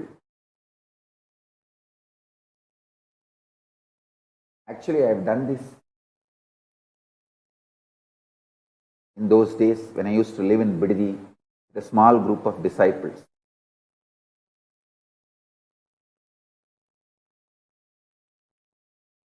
Even now, our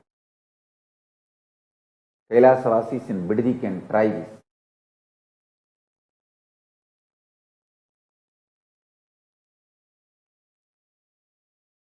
I'll first explain.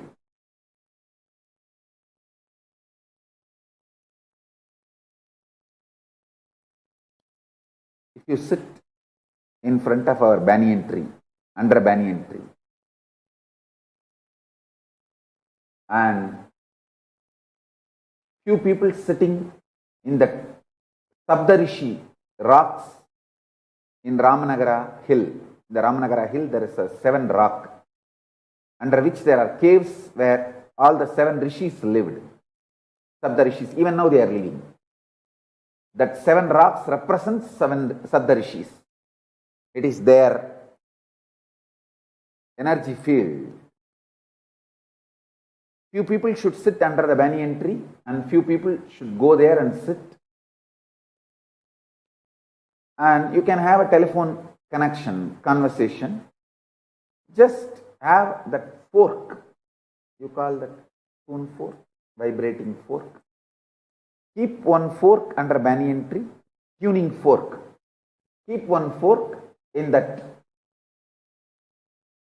rock, the Sabdarishi rocks.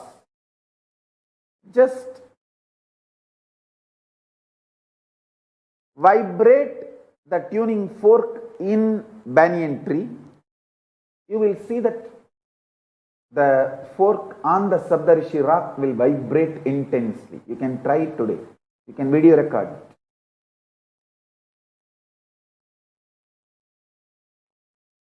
Because this banyan tree and that Sabdarishi rock is deeply connected through a different frequency than what you understand. Through supernal effulgence, they are connected.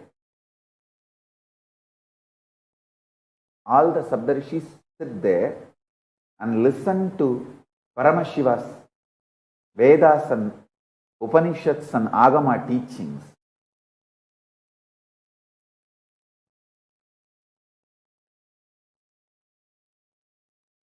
The tuning fork, the resonance matching of frequency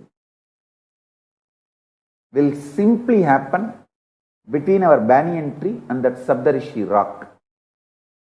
You can check it. I think the distance physically maybe 2-3 kilometers. At least 2-3 kilometers. And I'm talking about the air distance, not through road. By air, it must be at least 2-3 kilometers. But this tuning fork will vibrate the frequency for the 2-3 kilometers without any time gap.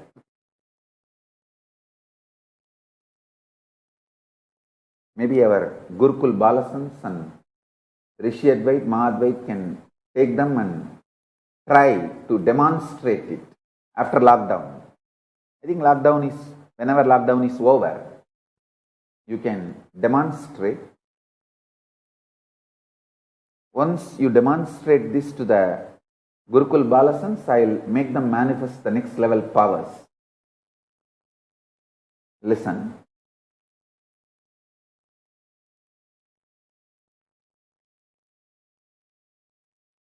All of you who are initiated disciples, get a tuning fork and the pendulum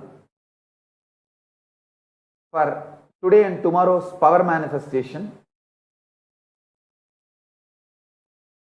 During the courtyard session, you just keep the tuning fork in front of your third eye. From here, I'll vibrate them. I'll just reveal my supernal effulgence. We may be thousands of kilometers, miles apart. From here, I'll vibrate them. You will see intensely how the tuning fork vibrates. Understand? Because you don't hear, don't think sound does not exist. Because you can't see, don't think visualizations does not exist. Because you don't feel, don't think higher frequencies does not exist. Because you have not realized Paramashivatva, don't think it does not exist. That is the conclusion. Understand these 4 statements.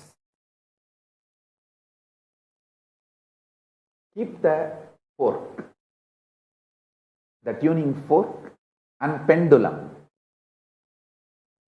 Today or tomorrow,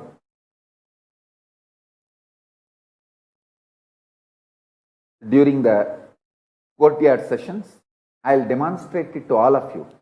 And through this, I will confirm wherever you are, I am entangling with you. The quantum entanglement is happening. The state of Paramashiva, space of Paramashiva, is manifested in you, infused into you through this supernal effulgence. It is the physical confirmation. I am vibrating your inner space in the space of Paramashiva. So today, get a tuning fork and pendulum. I'll vibrate the tuning fork and rotate the pendulum intensely from here.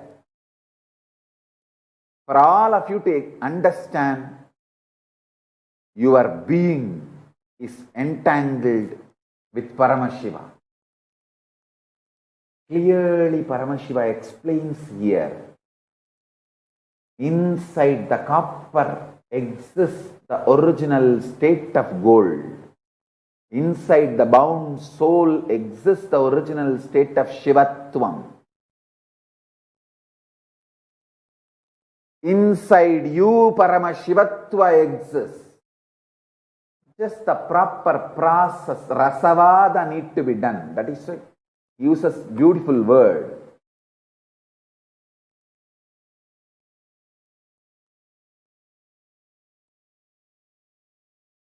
Rasasiddham yatatamram. The alchemy process need to be done for you to manifest your Paramashivatva. Entangling with Paramashiva, quantum entanglement with Paramashiva is the Rasasiddham for you to manifest Paramashivatva. Get today tuning fork and pendulum for courtyard session. If you have, even now get it.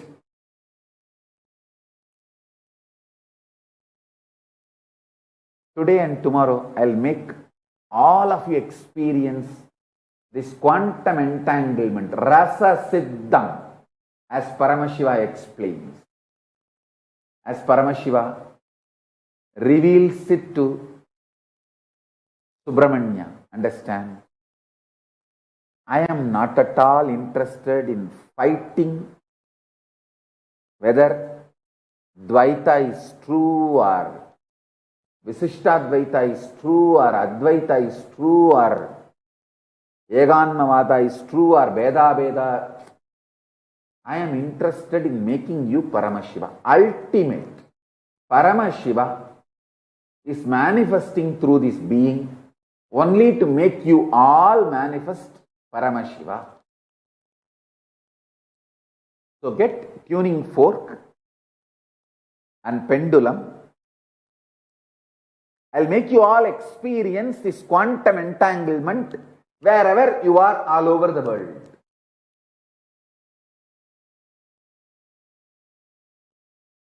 And I'll give you exactly what Paramashiva has given to Subramanya.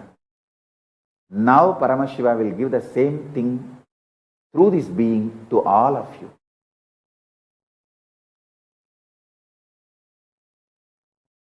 So, I know many people don't have tuning fork and pendulum ready. So I'll give you time. Get it. If possible, both or at least one for courtyard session.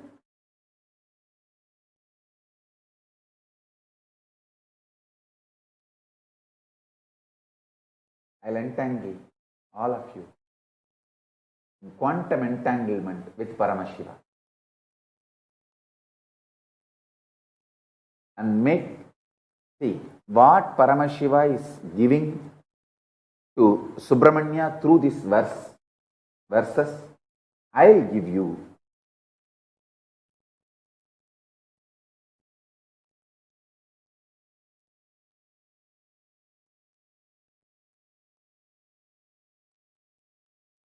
If you don't have pendulum, you can even have your Rudraksha Mala. You can just hold it and hang straight. That also can act as a pendulum.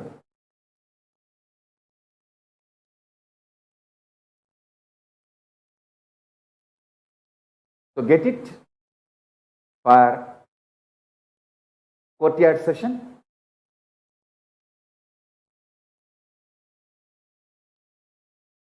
I'll put you all in quantum entanglement with Paramashiva. So now, with this, I bless you all. Let's all radiate with integrity, authenticity, responsibility, enriching, causing, living Shuddhatvaita Saivam. The state, space, powers, being, superconsciousness, and Kailasa of Paramashiva, the eternal bliss, Nithyananda. Paramashivoham, Om Nithyananda Paramashivoham, the eternal bliss, Nithyananda. Thank you. Be blissful.